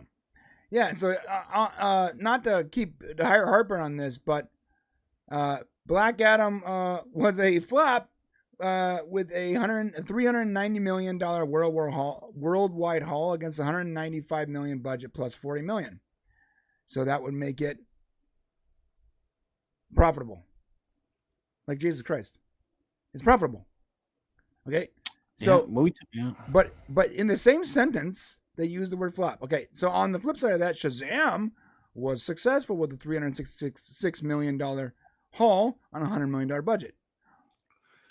So all about expectations, man. Yeah, so it was more successful because it made more money. Well, they didn't think it was going to make that much. They figured it would. They wanted to make their money back, and they were happy. When it made 3 times their money, they were overjoyed. Right. But I remember people calling Shazam a bomb too. And you and I were like, "What? Why are you calling it a bomb? It didn't bomb." I remember like 2 years ago, we have videos. We have videos that no one probably ever saw on our main channel. It's because it wasn't making as much money as the other superhero movies out at the time. Stupid. Which were making, all the Marvel movies were making a ton. Even the DC movies were making a lot of money. Right. So I'll tell you this right now. You guys think Blue Beetle is going to make you your money back? Ain't going to happen, guys. It has a budget of over $200 million and no one knows who the hell Blue Beetle is. I am a die-hard, lifelong DC fan. Die-hard. Right. And I only know... I have a cursory knowledge of Blue Beetle. That's it. Well, it's coming. They did it, so. Yeah. And I'm not rooting against it. I hope it works. I'm just saying, if you expect it to make its money back. It probably was, for whatever reason, they probably didn't cut it. It probably wasn't. Well, maybe they saw it and they were like, this is probably good enough to become, at the very least, maybe it's going to be an even trade. Yeah. And it wasn't impacting the overall landscape of DC Comics. That's important. See, Batgirl, and that everyone goes, like, why did they get rid of Batgirl? Well, because it's actually messing with the ultimate landscape, because she would be replacing a version of Batman. That doesn't work. Right. You cannot mess with the Trinity. You can't. Agreed. Batman, Superman, Wonder Woman, those 3 heroes, they cannot be effed with. You can't F with them. Not if you want to succeed. All right, guys, listen, that's it. Hit the subscribe button in the comment section to tell us that we're not sweaty enough. All right? The other day, someone was like, why do you call yourself a sweaty? I'm like, it's a John Snepp thing. John Snepp used to call all the nerds sweaties. That's right. Rest in peace, John. All right. Let's talk about House of Dragon. The wife one, right? Yeah, for sure. Okay. Real quick, Chris says a Shazam trilogy would have been fine, including Black Adam. That would have been cool. Yeah. That's one thing, by the way, The Rock did wrong. He did not want to be part of the Shazam franchise. I guarantee you, if you had made yourself available to Peter Safran, who is making the Shazam movies, who is now the president of the studio, then you would probably... Wait, is he the president? He's not the president of the studio. Peter Safran and James Gunn are co-presidents of DC Studios. The studio heads, right? Studio heads. Right, they're co-presidents, right? Okay, yeah. Right, so Peter Safran, though, made Shazam 1 and 2. Yeah, I think this is a Warner thing. I don't think it has nothing to do with Saffron. No, I don't. But I guarantee you, though, had you made... The Rock refused to work with Shazam because he didn't want the Shazam and Black Adam crossing. If he had done the cameos that they asked for in season 1, and he had been a part of the episode of the second movie, I guarantee you there wouldn't be there'd be talks of a Black Adam 2. Yeah, but why didn't he want to be a part of it? He wanted to be separate. He wanted... Because he was small potatoes. Right. He wanted to be like the big reveal to be on his own terms. He wants to be up there with Superman. No, that was his narcissism. That played. He could still be Black Adam right now. I feel if he was actually a part of the movies, because they asked him for cameos in both movies, and he said no. Right. All right. Now, so let's switch it up a little bit. Let's talk about House of Dragon. According to comicbookmovie.com, co-showrunner reportedly left series after HBO refused. Wait, so let's see if you can guess the words that are going to come out of my mouth next, right? Co-showrunner reportedly left series after HBO refused to honor their contract, or to pay him more money, or to let him do his scripts he wants, or to promote his wife? Which one? Go back to the three things that you care about. Right. Now, right? Now get rid of them. Well, go back to the three things you care about. Repeat them again. All right. No. Your value of the three things that you do things for. Right. Money. Happiness. Making someone you love happy. Or the person you're sleeping with. Right. Yes. Well, that's number 3 on Miguel Sapochnik's list. Right. And let me tell you what's interesting about this story, guys. So when he walked away from season 1 was airing, we're like, what the heck's going on? Why is he leaving the show? It was like weird, because he was an integral part of the success of Game of Thrones, the series. Right. Like he was really, and guess what? Season 1 of House of the Dragon is really great as well. It's good. So his wife is an interesting person here because Miguel was not going to be a part of House of the Dragon at all. Mm-hmm. And as we reported months and months ago, he and his wife were at this thing for music that had to do with Game of Thrones. And they found out that this show was happening. They saw how excited everybody was in the audience about the announcement or about the new show coming. And his wife leaned over to him and said, "You need to be on that show." Okay. That's public knowledge, right? And so that's why Miguel went back and decided to be a part of House of the Dragon. So now that HBO is refusing to promote his wife, he quit. Mm-hmm. She sure has a lot of control over what he does and doesn't do, which is not going to bode well for him going forward because the guy's like super talented. Right. But nobody's going to want to hire him if his wife was Alexis there. Alexis Robin. If it's a package deal and she is coming off across as kind of a little difficult. She didn't want him to do she didn't want him to be a part of Game of the Thrones. Then she wanted him to be a part of House of the Dragon, right? So now that she's not getting what she wants, he's like and I don't know for sure, but it sure seems like he's a pawn in her game of House of House of Dragons. Yeah, you know what's playing her own game. You know what's funny is she would have made a great young Melisandre. Oh, yeah, right. Because isn't Melisandre reportedly going to be in the second season? I don't know. I think that's something we talked about. But she literally looks like a young Melisandre. She's not an actress though. Yeah, she is. Oh, is she really? Yeah, she's an actress. She was actually in the show too. I thought she was a producer. She was a producer as well, and she was the assistant. She was the handmaiden to whatever her name is, the brown-haired. Oh, that's right. But I think it's not that she wanted another role, right? No, she wanted some other promotion. She wanted a different promotion, right? Honestly, and she didn't get it, so they left. They should have made her Melisandre. Honestly. I mean, maybe. I don't know if her acting was that maybe great. She's a bad actress. You need you're going to need somebody, who's really good. She was in Banshee, though. I remember in Banshee, she got naked a bunch of times, and she was also in a show called Krypton. Okay. And I think she was fine in both those shows. But again, none of those shows hung on her character. It didn't matter if she was there or not.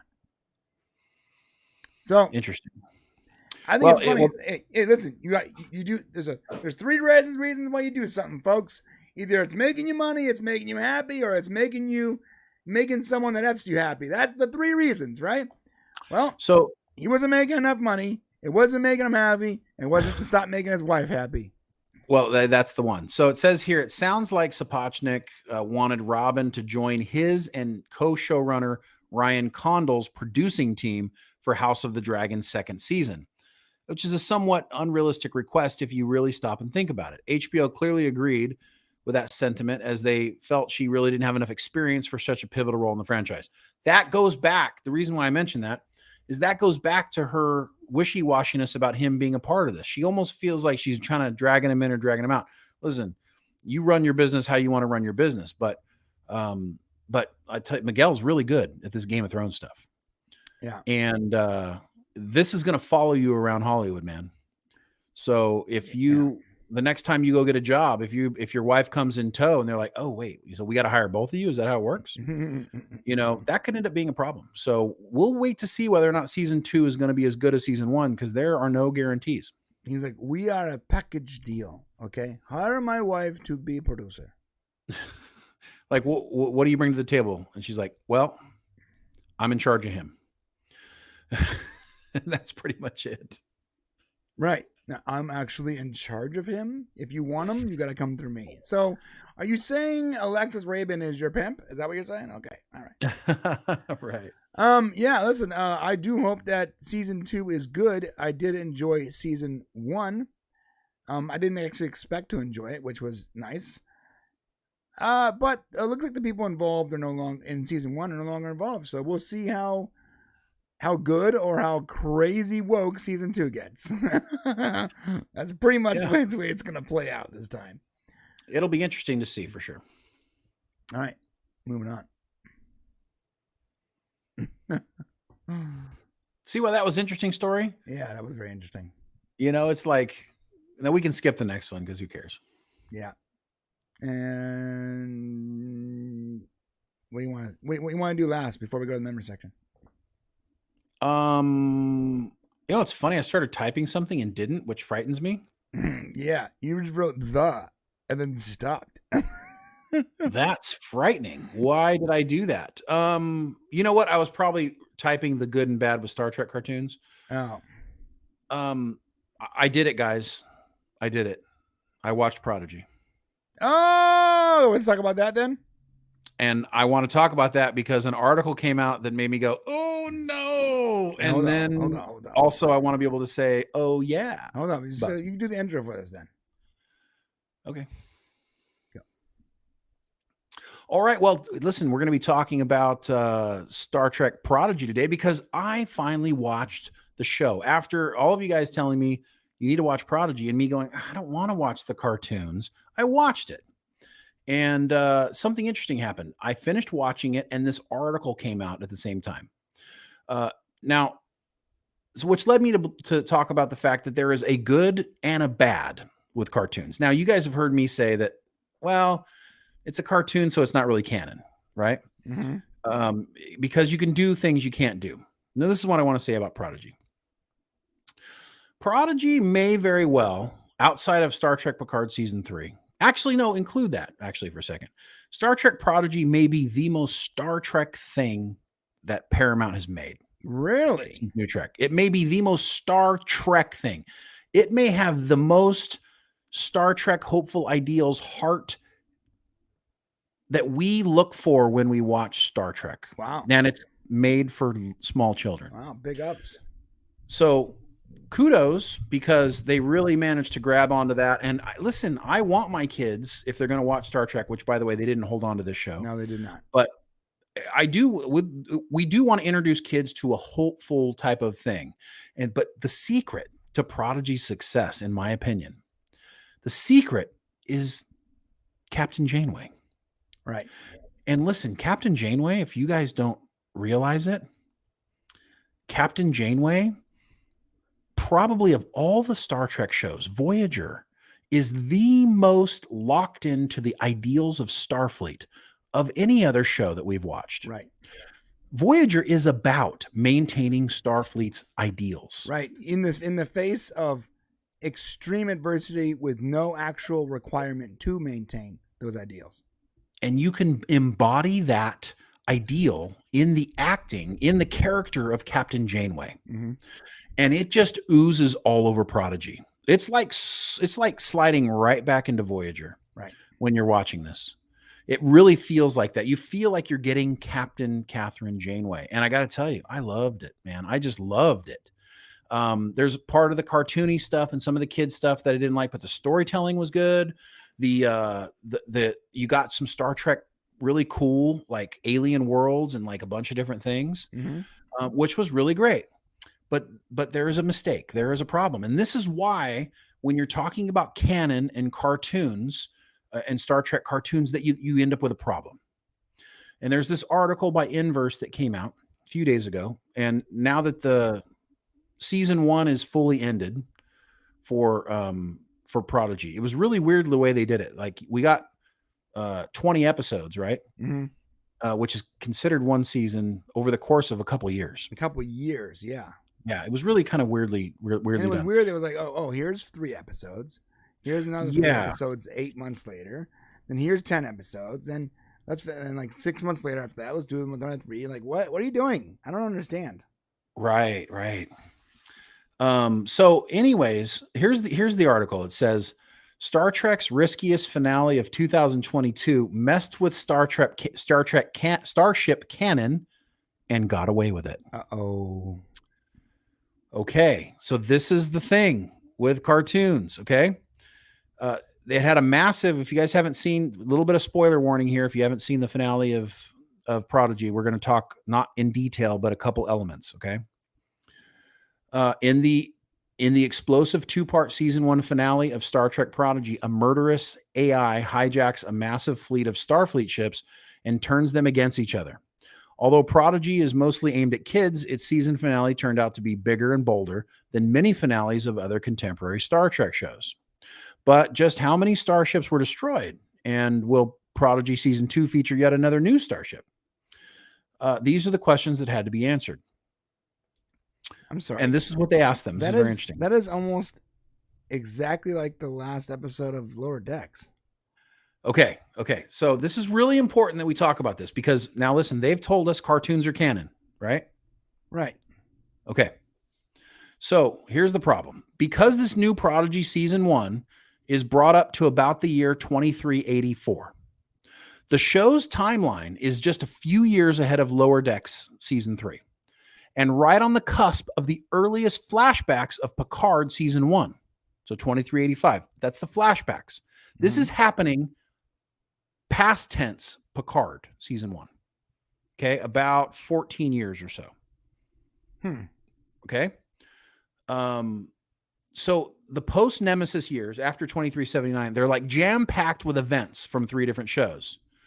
Okay. But the people, the Hagman brothers who are in charge of Prodigy have, they tell Inverse that established continuity didn't impact the huge fleet battle at the end of Supernova Part 2. They said, I don't think we really had an issue there. I don't think we had to check with anyone. Okay. Mm-hmm. I think we considered all the starships there as just a big Easter egg. Why? The Defiant and the Enterprise E were involved in this battle. Ooh, rough. Now, the fact that he said, I don't think we had to check with anyone tells you just the biggest thing. Yeah. Someone tell Terry that they're using the Enterprise E, please. Well, I mean, that's the point. Right is smack dab in the middle of his canon. Well, and his story takes place well after this, 17 years or so after this event. Right. But we know. Okay, go ahead. The Enterprise E shouldn't be involved. Okay, go ahead. Okay, so yeah, the point is that they didn't. I don't think we had to check with anyone. So they didn't feel like they don't feel like it's important that they check with canon because they're making cartoons. You need to check with people when making Star Trek. Right. It's really important. So who's captaining these iconic ships at this point? And then Kevin Hagman says, what? Stop. We can't answer that. We can't. Right. What the Hagmans want fans to remember is that Prodigy is designed as an introduction to Trek for new fans.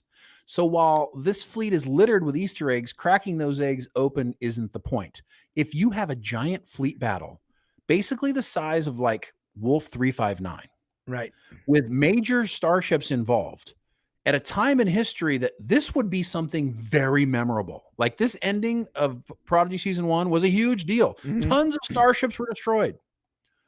Okay. So that's something that is going to, that puts a mark on canon, on the calendar. What about the whole synthetic thing and all that? Picard's like, there's so much.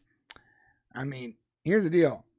If it doesn't matter, then why don't you throw the Millennium Falcon in there too? Why not? Well, you know what? But the point, throw the a point Battlestar Galactica cruiser. Why not? Who cares? I mean, the point is that they're not, listen, as great of a job as they're doing, of really bringing the heart of Starfleet and Star Trek to Prodigy, to young kids and to people watching it. It is great. It was great.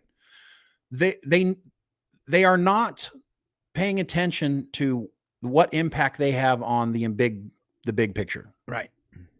And going forward, they're going forward. This is going to keep making seasons. These characters are going to become, it seems like, important elements to Starfleet, important characters. I mean, they're going on a ship with Vice Admiral Janeway, right? I believe they're going to go look for Chakotay.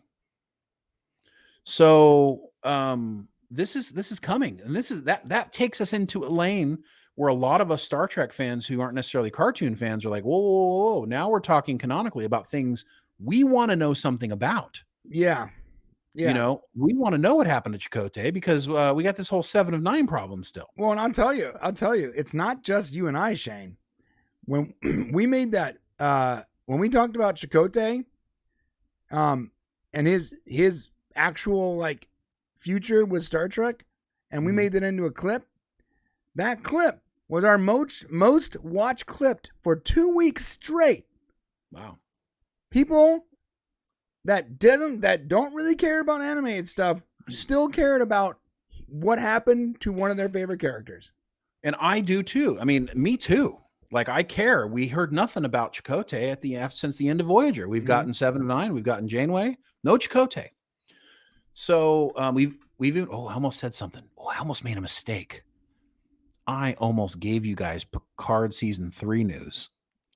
Almost gave something away, and I didn't do it. Almost did, buddy. Caught myself, but it has something to do with Voyager. That's all I'm gonna say. Okay. I actually like heard you coming into that. I'm like, yeah, I almost messed that up. I don't know if you're allowed to And say you're that gonna get to see, and I'm like, oh shit, I gotta stop. Okay. But so guys, let me just say, for all of you guys said I needed to watch Prodigy, you were 100% right. I fell in love. I love Voyager because to me, it's the heart of Star Trek. That show, you know, I believe in sacrifice and loyalty, and those are part of my core ideals, and it lines up with Janeway's ideals. And so getting to hear her voice and her leadership going into this show, knowing there's going to be more, is just a wonderful thing for me. So I'm glad that I did it. Thank you guys for pushing me. Wow. Shane rarely says that. Usually it's like, yeah, I watched it, man.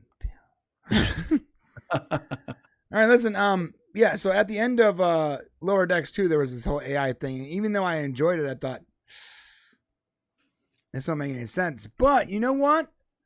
One of the people in the chat here, Archmage Frey, just said something that makes me enjoy Lower Decks more. And this is how I'm going to perceive Lower Decks in my headcanon. Lower Decks is canon only in that's a television show within Star Trek, not real events. I like that. All right. Fair enough. So Lower Decks is a television show inside of Star Trek. Oh, great. It's a good way to look at it. That's about to get ruined in Strange New Worlds. It's going to get ruined in 3 months, right? Not only are we getting time travel, but Lower Decks. But we're getting crossover with a cartoon. I don't know. Strange New World season 2 is on thin ice. Strange. On thin ice. Let us know in the comment section below what you think. On the way there, please hit the subscribe button, because a paltry some of you are actually subscribed. And speaking of Strange New Worlds, that was the transition to the next article. Oh, yes, it was.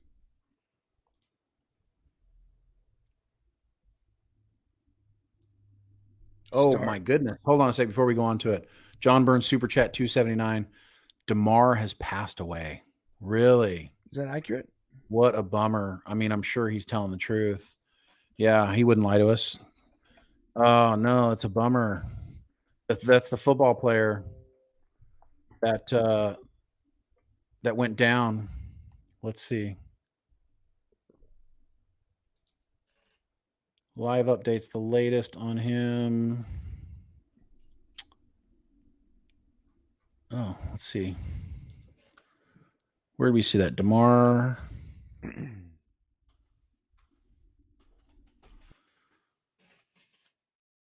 7 minutes ago, it says here on Indie Star, Demar Hamlin collapsed. Mom whose son, died of cardiac arrest on football field grieved.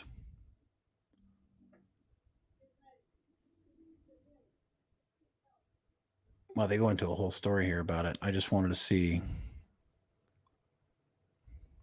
I'm not seeing it. It's not on Twitter or anything.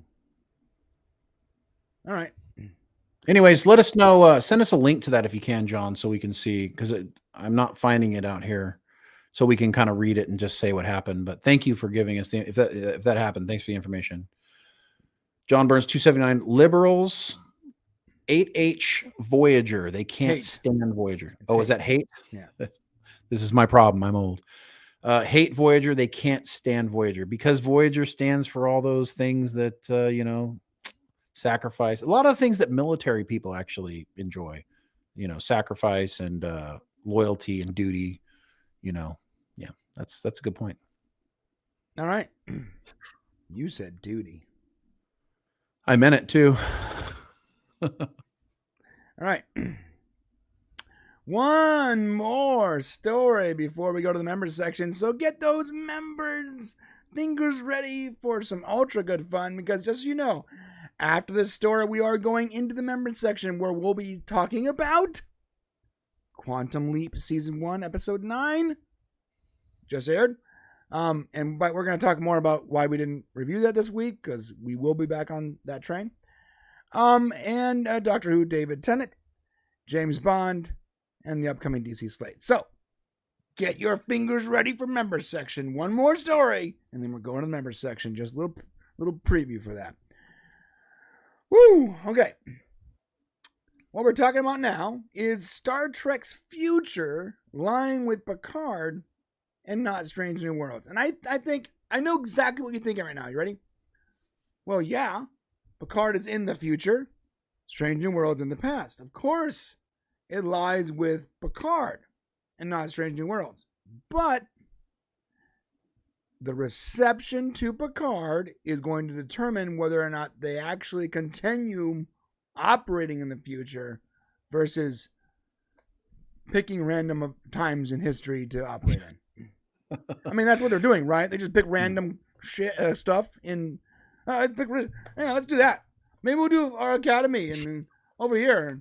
We'll do con and section 130. People like section 31, right? And, all right, let's do that. And they don't even care about moving forward anymore. They're just exploring different parts of the timeline for seemingly no good reason. But their reasoning is really weird. I mean, you got Michelle Hurd and Jerry Ryan at a party, and they made a joke about they were hanging out together. Made a joke about lesbian love or something like that. Wouldn't you make a great couple? And then some writer or somebody at side of the show go, that's what we need to do. You guys need to be in love on the show. Right. So shit, that's where their ideas come from sometimes. It's weird. It literally can't. Two drunk actors made a joke and a couple drunk writers wrote it into a show, and now it's part of history.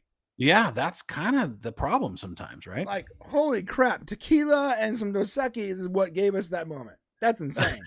Which, honestly, would give us a moment like that ordinarily anyway. So. Right, that's true. But what's interesting is the reason I like this article so much is because it is obvious, but it's also something we really haven't considered. Strange New Worlds is the new show. It's kind of what everybody's waiting to see. Picard season 3 is going to sneak up on you and you're going to love it. But everyone knows that this is the last season of Picard. So, you typically in your mind would think, well, what's going to come next after Strange New Worlds? Something's going to spin off of that, right? Well, the problem is Strange New Worlds is going to have a very abrupt ending. It's going to run smack into TOS. Okay. And then it's going nowhere. Right. So really the future does lie with Picard, and not necessarily Picard, but what happens directly after that. Right. Right. And we know, we can say with 100% certainty that the potential for something great happening after the events of Picard season 3, the foundation is laid. Monumental. The foundation is laid to move forward smartly with good Star Trek in a great direction with hope and positivity. It is laid.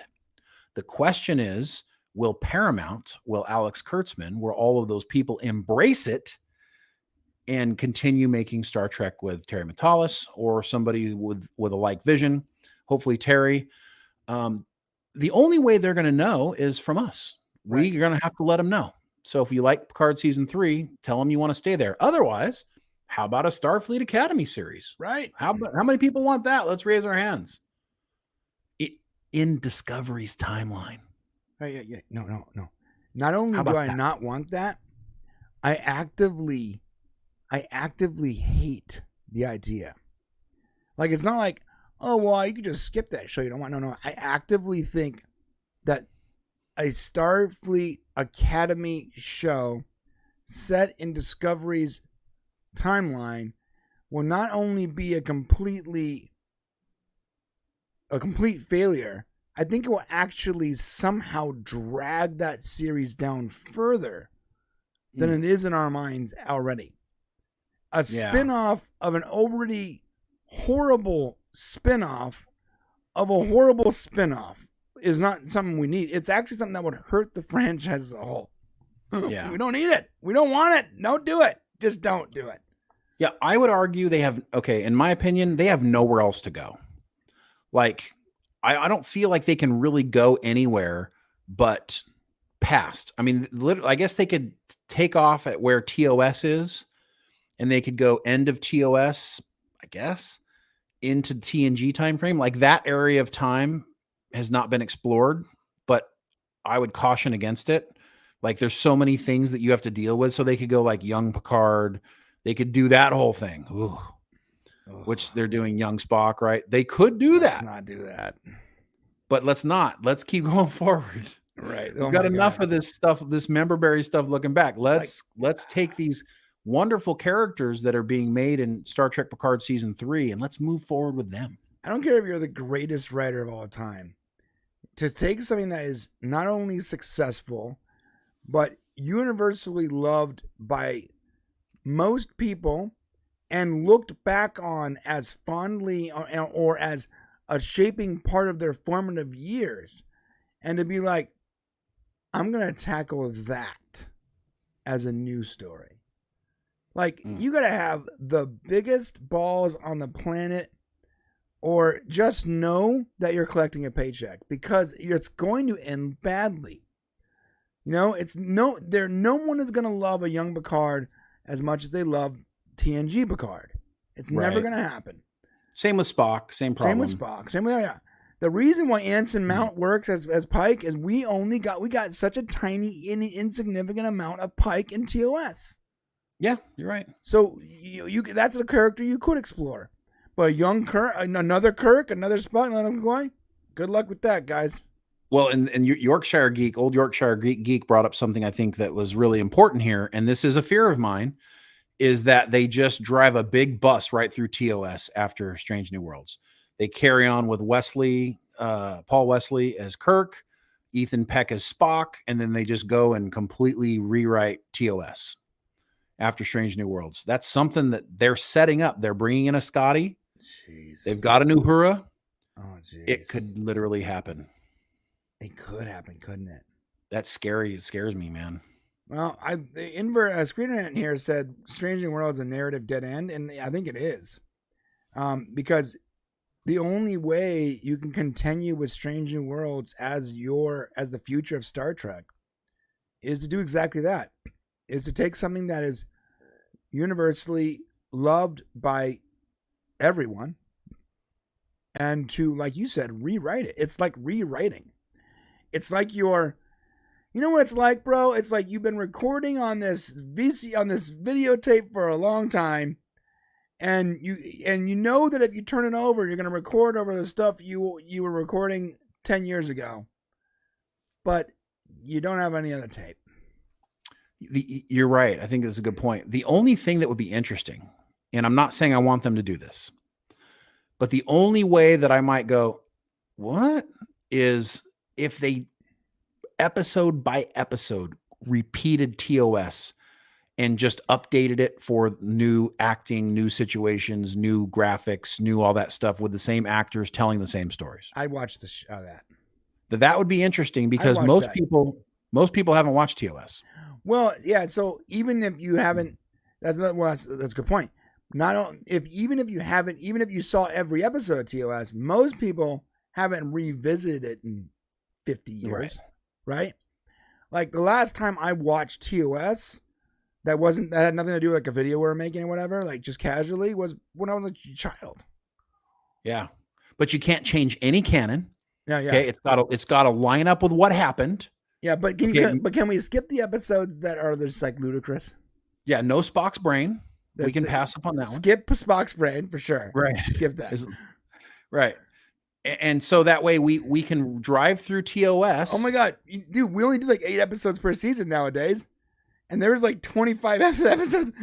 So you could do it over. Yeah, you're right. You could do it over. So you could do it over like 7 seasons, and you can literally skip all the episodes that people universally just don't like. Only do the best of, and you can still get 5 seasons out of it. Yeah, you could exactly because they only had 3, so you could just go and do that. I mean, as long as they didn't change any canon, and it was like a reimagining of what already happened, then I would be interested in seeing that. The moment they ruined canon, though, then they would be over. So It would be a really weird thing to walk. I want to see Trouble with Tribbles, and then I want to see a DS9 remade the same way in that canon format, and I want and then when they go back in time, I want to see a reflection of a reflection of a reflection of a reflection. I want to see that. I want to see Mirror Universe. Here we go. So let's get into some Mirror Universe stuff. Oh, right. I'm just saying, like, it would be an interesting concept. Like, I don't want them to do this. I really don't want you to. But if you felt like you had to and there was nowhere else to go, that's the only way I could see myself watching it. Right. I like that. Follow Barclay designing new holo programs. Yeah, you can do all that. Or here's an alternative to everything we just spoke about for the last 8 minutes. Ready? Here's an alternative to the future of Star Trek. Ready? Continue forward in the future of Star Trek. Just continue from Picard's timeline. Stop with time travel. Don't go all the way to the future where it doesn't matter. Don't go back to the past and rewrite whatever stuff. Just continue in the franchise you already have running right now. Just continue from that moment. Why the F is Prodigy 17 years behind Picard right now? I don't know. Why is it not happening at the same time of what's going on right now? That's a great question. Why isn't it? Why did they go backwards 7? Why? Why did they do that? Why? What's the purpose? Well, why would maybe they didn't want Janeway to be so old that it wouldn't work. She's a holo program. Awesome. Who cares? Well, no, we get Vice Admiral. Okay, Janeway. that's true. Again, though, so maybe animated. That's part of it. Who cares? Animated. Well, I mean, it really. Yeah, what year did Voyager get back? It was 70 something, right? I don't know. All I know is this: we have a future that is not a narrative dead end, that doesn't require rewriting the past or copying the past. We have a future already. After Picard season 3, make the next show. Carrying on the future of the universe already established. Maybe that's one reason why you and I like Picard season 3 so much, because it's the only thing actually continuing the story. Literally, that's a good point. Picard season 1 and 2 didn't really continue the story. It continued Picard's story a little bit in a weird, crappy way. But the only thing moving the universe forward in 30 years is what? Picard season 3. Yeah. No, you're right. Since Voyager, the last episode of Voyager, the only actual forward momentum we've gotten in the Star Trek universe is Picard season 3. No, you're right. But looking at this, they had to do it this way. So Voyager got home in 2377. And in order to have Chakotay and Janeway reasonably in this and not as like so old that they were like too old really to represent themselves, then I see why they brought it to a different time frame. But and maybe I can forgive it for that reason, because I wouldn't be watching. I probably wouldn't be watching Prodigy if it wasn't for knowing that Janeway and Chakotay were there. So, yeah. All right. Well, that's it. So, what do you guys think? Do they just continue forward? I know you guys haven't seen season 3 yet, but do they continue forward from season 3? Like, let's say you didn't like it. Let's say you didn't even like season 3, which I doubt. But let's say you go, you know what? It wasn't my cup of tea. Do you still want them to continue forward in the timeline, like in a linear way, or would you be okay with? Listen, if they don't like season 3, and just be honest here. If they don't like Picard season 3, then they're not watching any more Star Trek. That's accurate. Okay, so all I'm saying is, let us know what you guys think. Where should you want to continue Strange New Worlds or Picard? Yeah, fair enough. All right. Super chat from John Burns here, 279. Looks like I saw a video that was mislabeled. Okay, cool. That's good to know. So he's still alive. And that's good. Thank you, John, for that. Also, 699 super chat from John Burns. The 11th House Speaker vote will start soon with Kevin McCarthy. In the 1950s, the actor Kevin McCarthy was in Invasion of the Body Snatchers. Is Kevin McCarthy Republican? Yes. Why is it taking so long to elect a speaker? Everybody seems to be pretty incompetent. Yeah. The vote, you have to get a certain majority of the vote in order to have it succeed, and it's just not happening. Yeah. So to be fair, I don't know anything about Kevin McCarthy, but he looks like from just looks alone, looks like a rich asshole. So. Yeah, so he lost. It's funny. 7 hours ago, Washington Post reported McCarthy loses 8th vote for speaker. He ran 8 times. Well, no, it's they keep voting. They got to get a majority vote. So they clearly don't like him. So so take your hat out of the ring, bro. They clearly don't like you. 8 times in a row. Look, okay, hey guys, who do you like better, me or Shane? Oh, you didn't pick me. Let's do it again. Shane again. Let's do it again.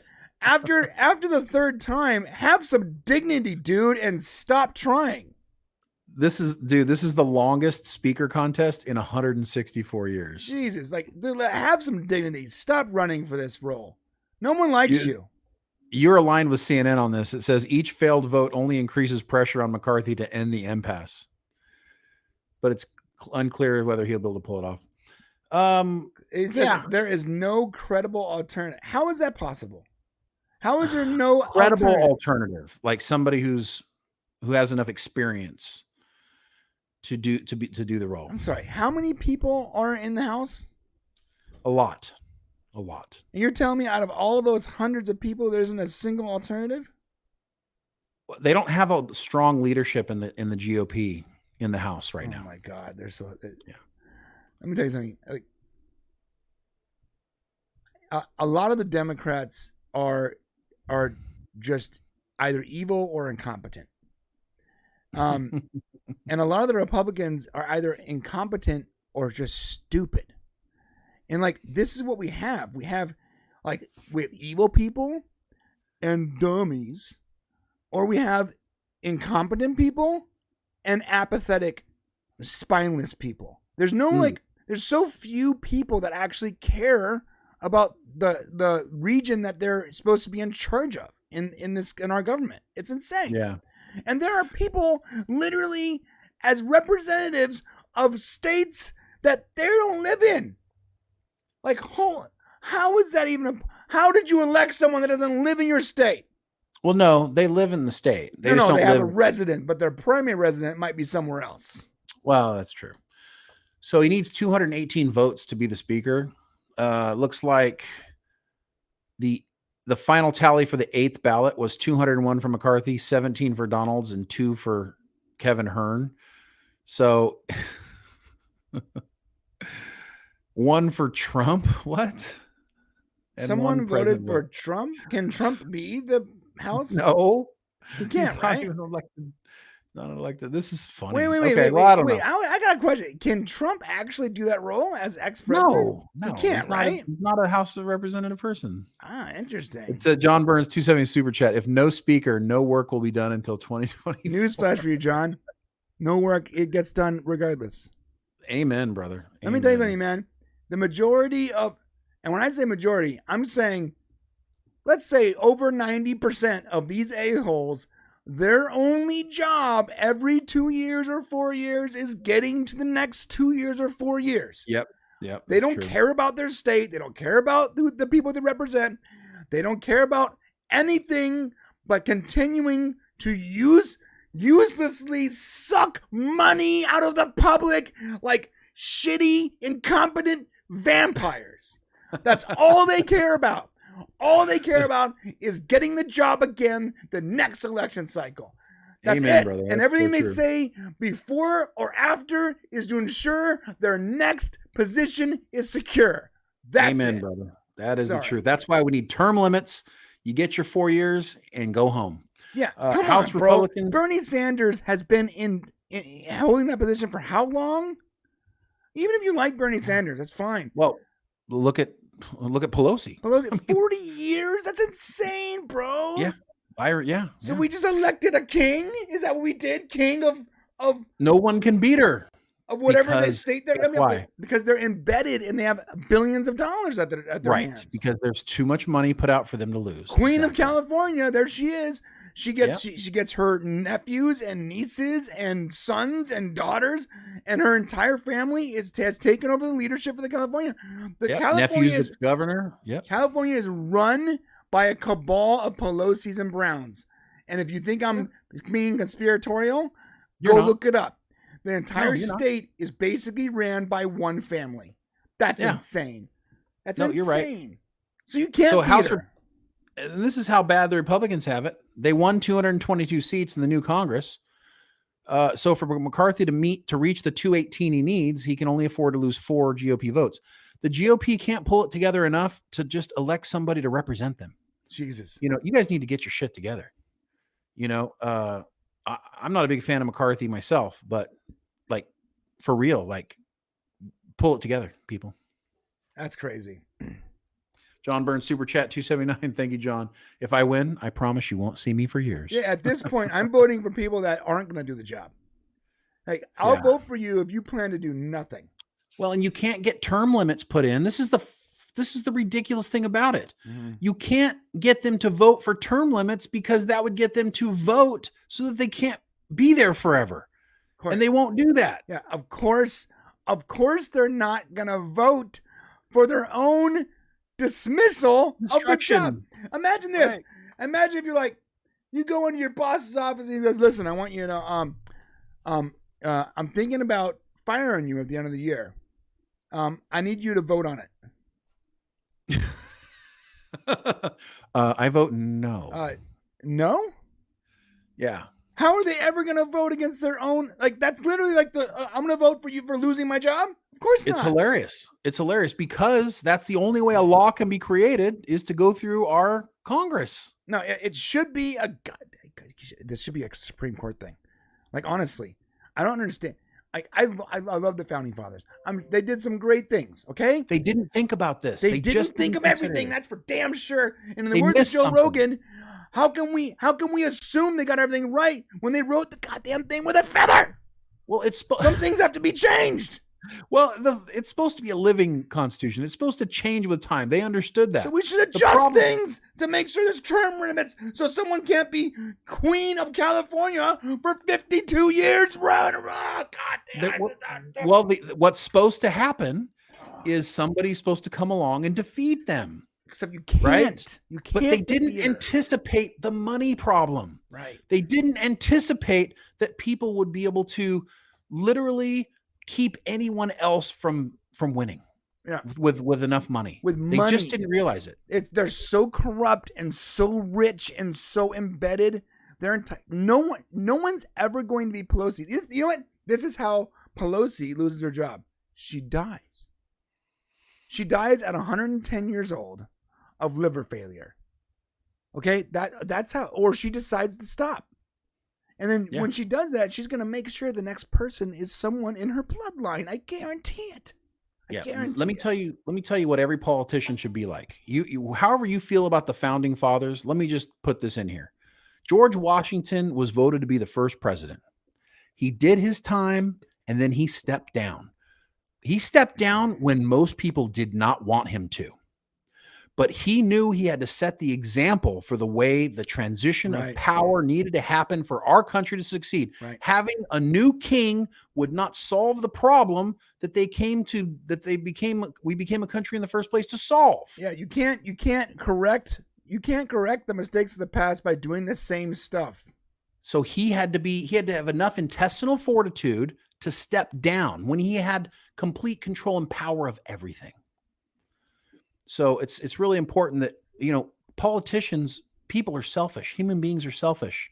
And that's why we have people who won't step down. They're not doing anything.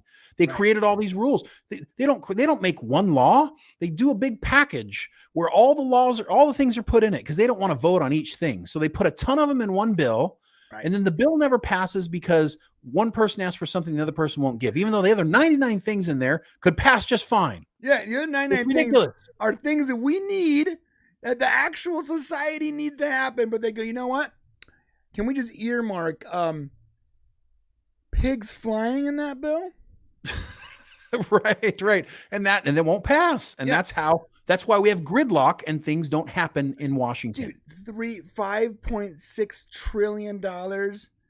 So there was a stimulus bill that the only way they held them hostage. They said, all right, we will vote on the stimulus during COVID for all these people that are out of work. But you got to approve the rest of the bill too.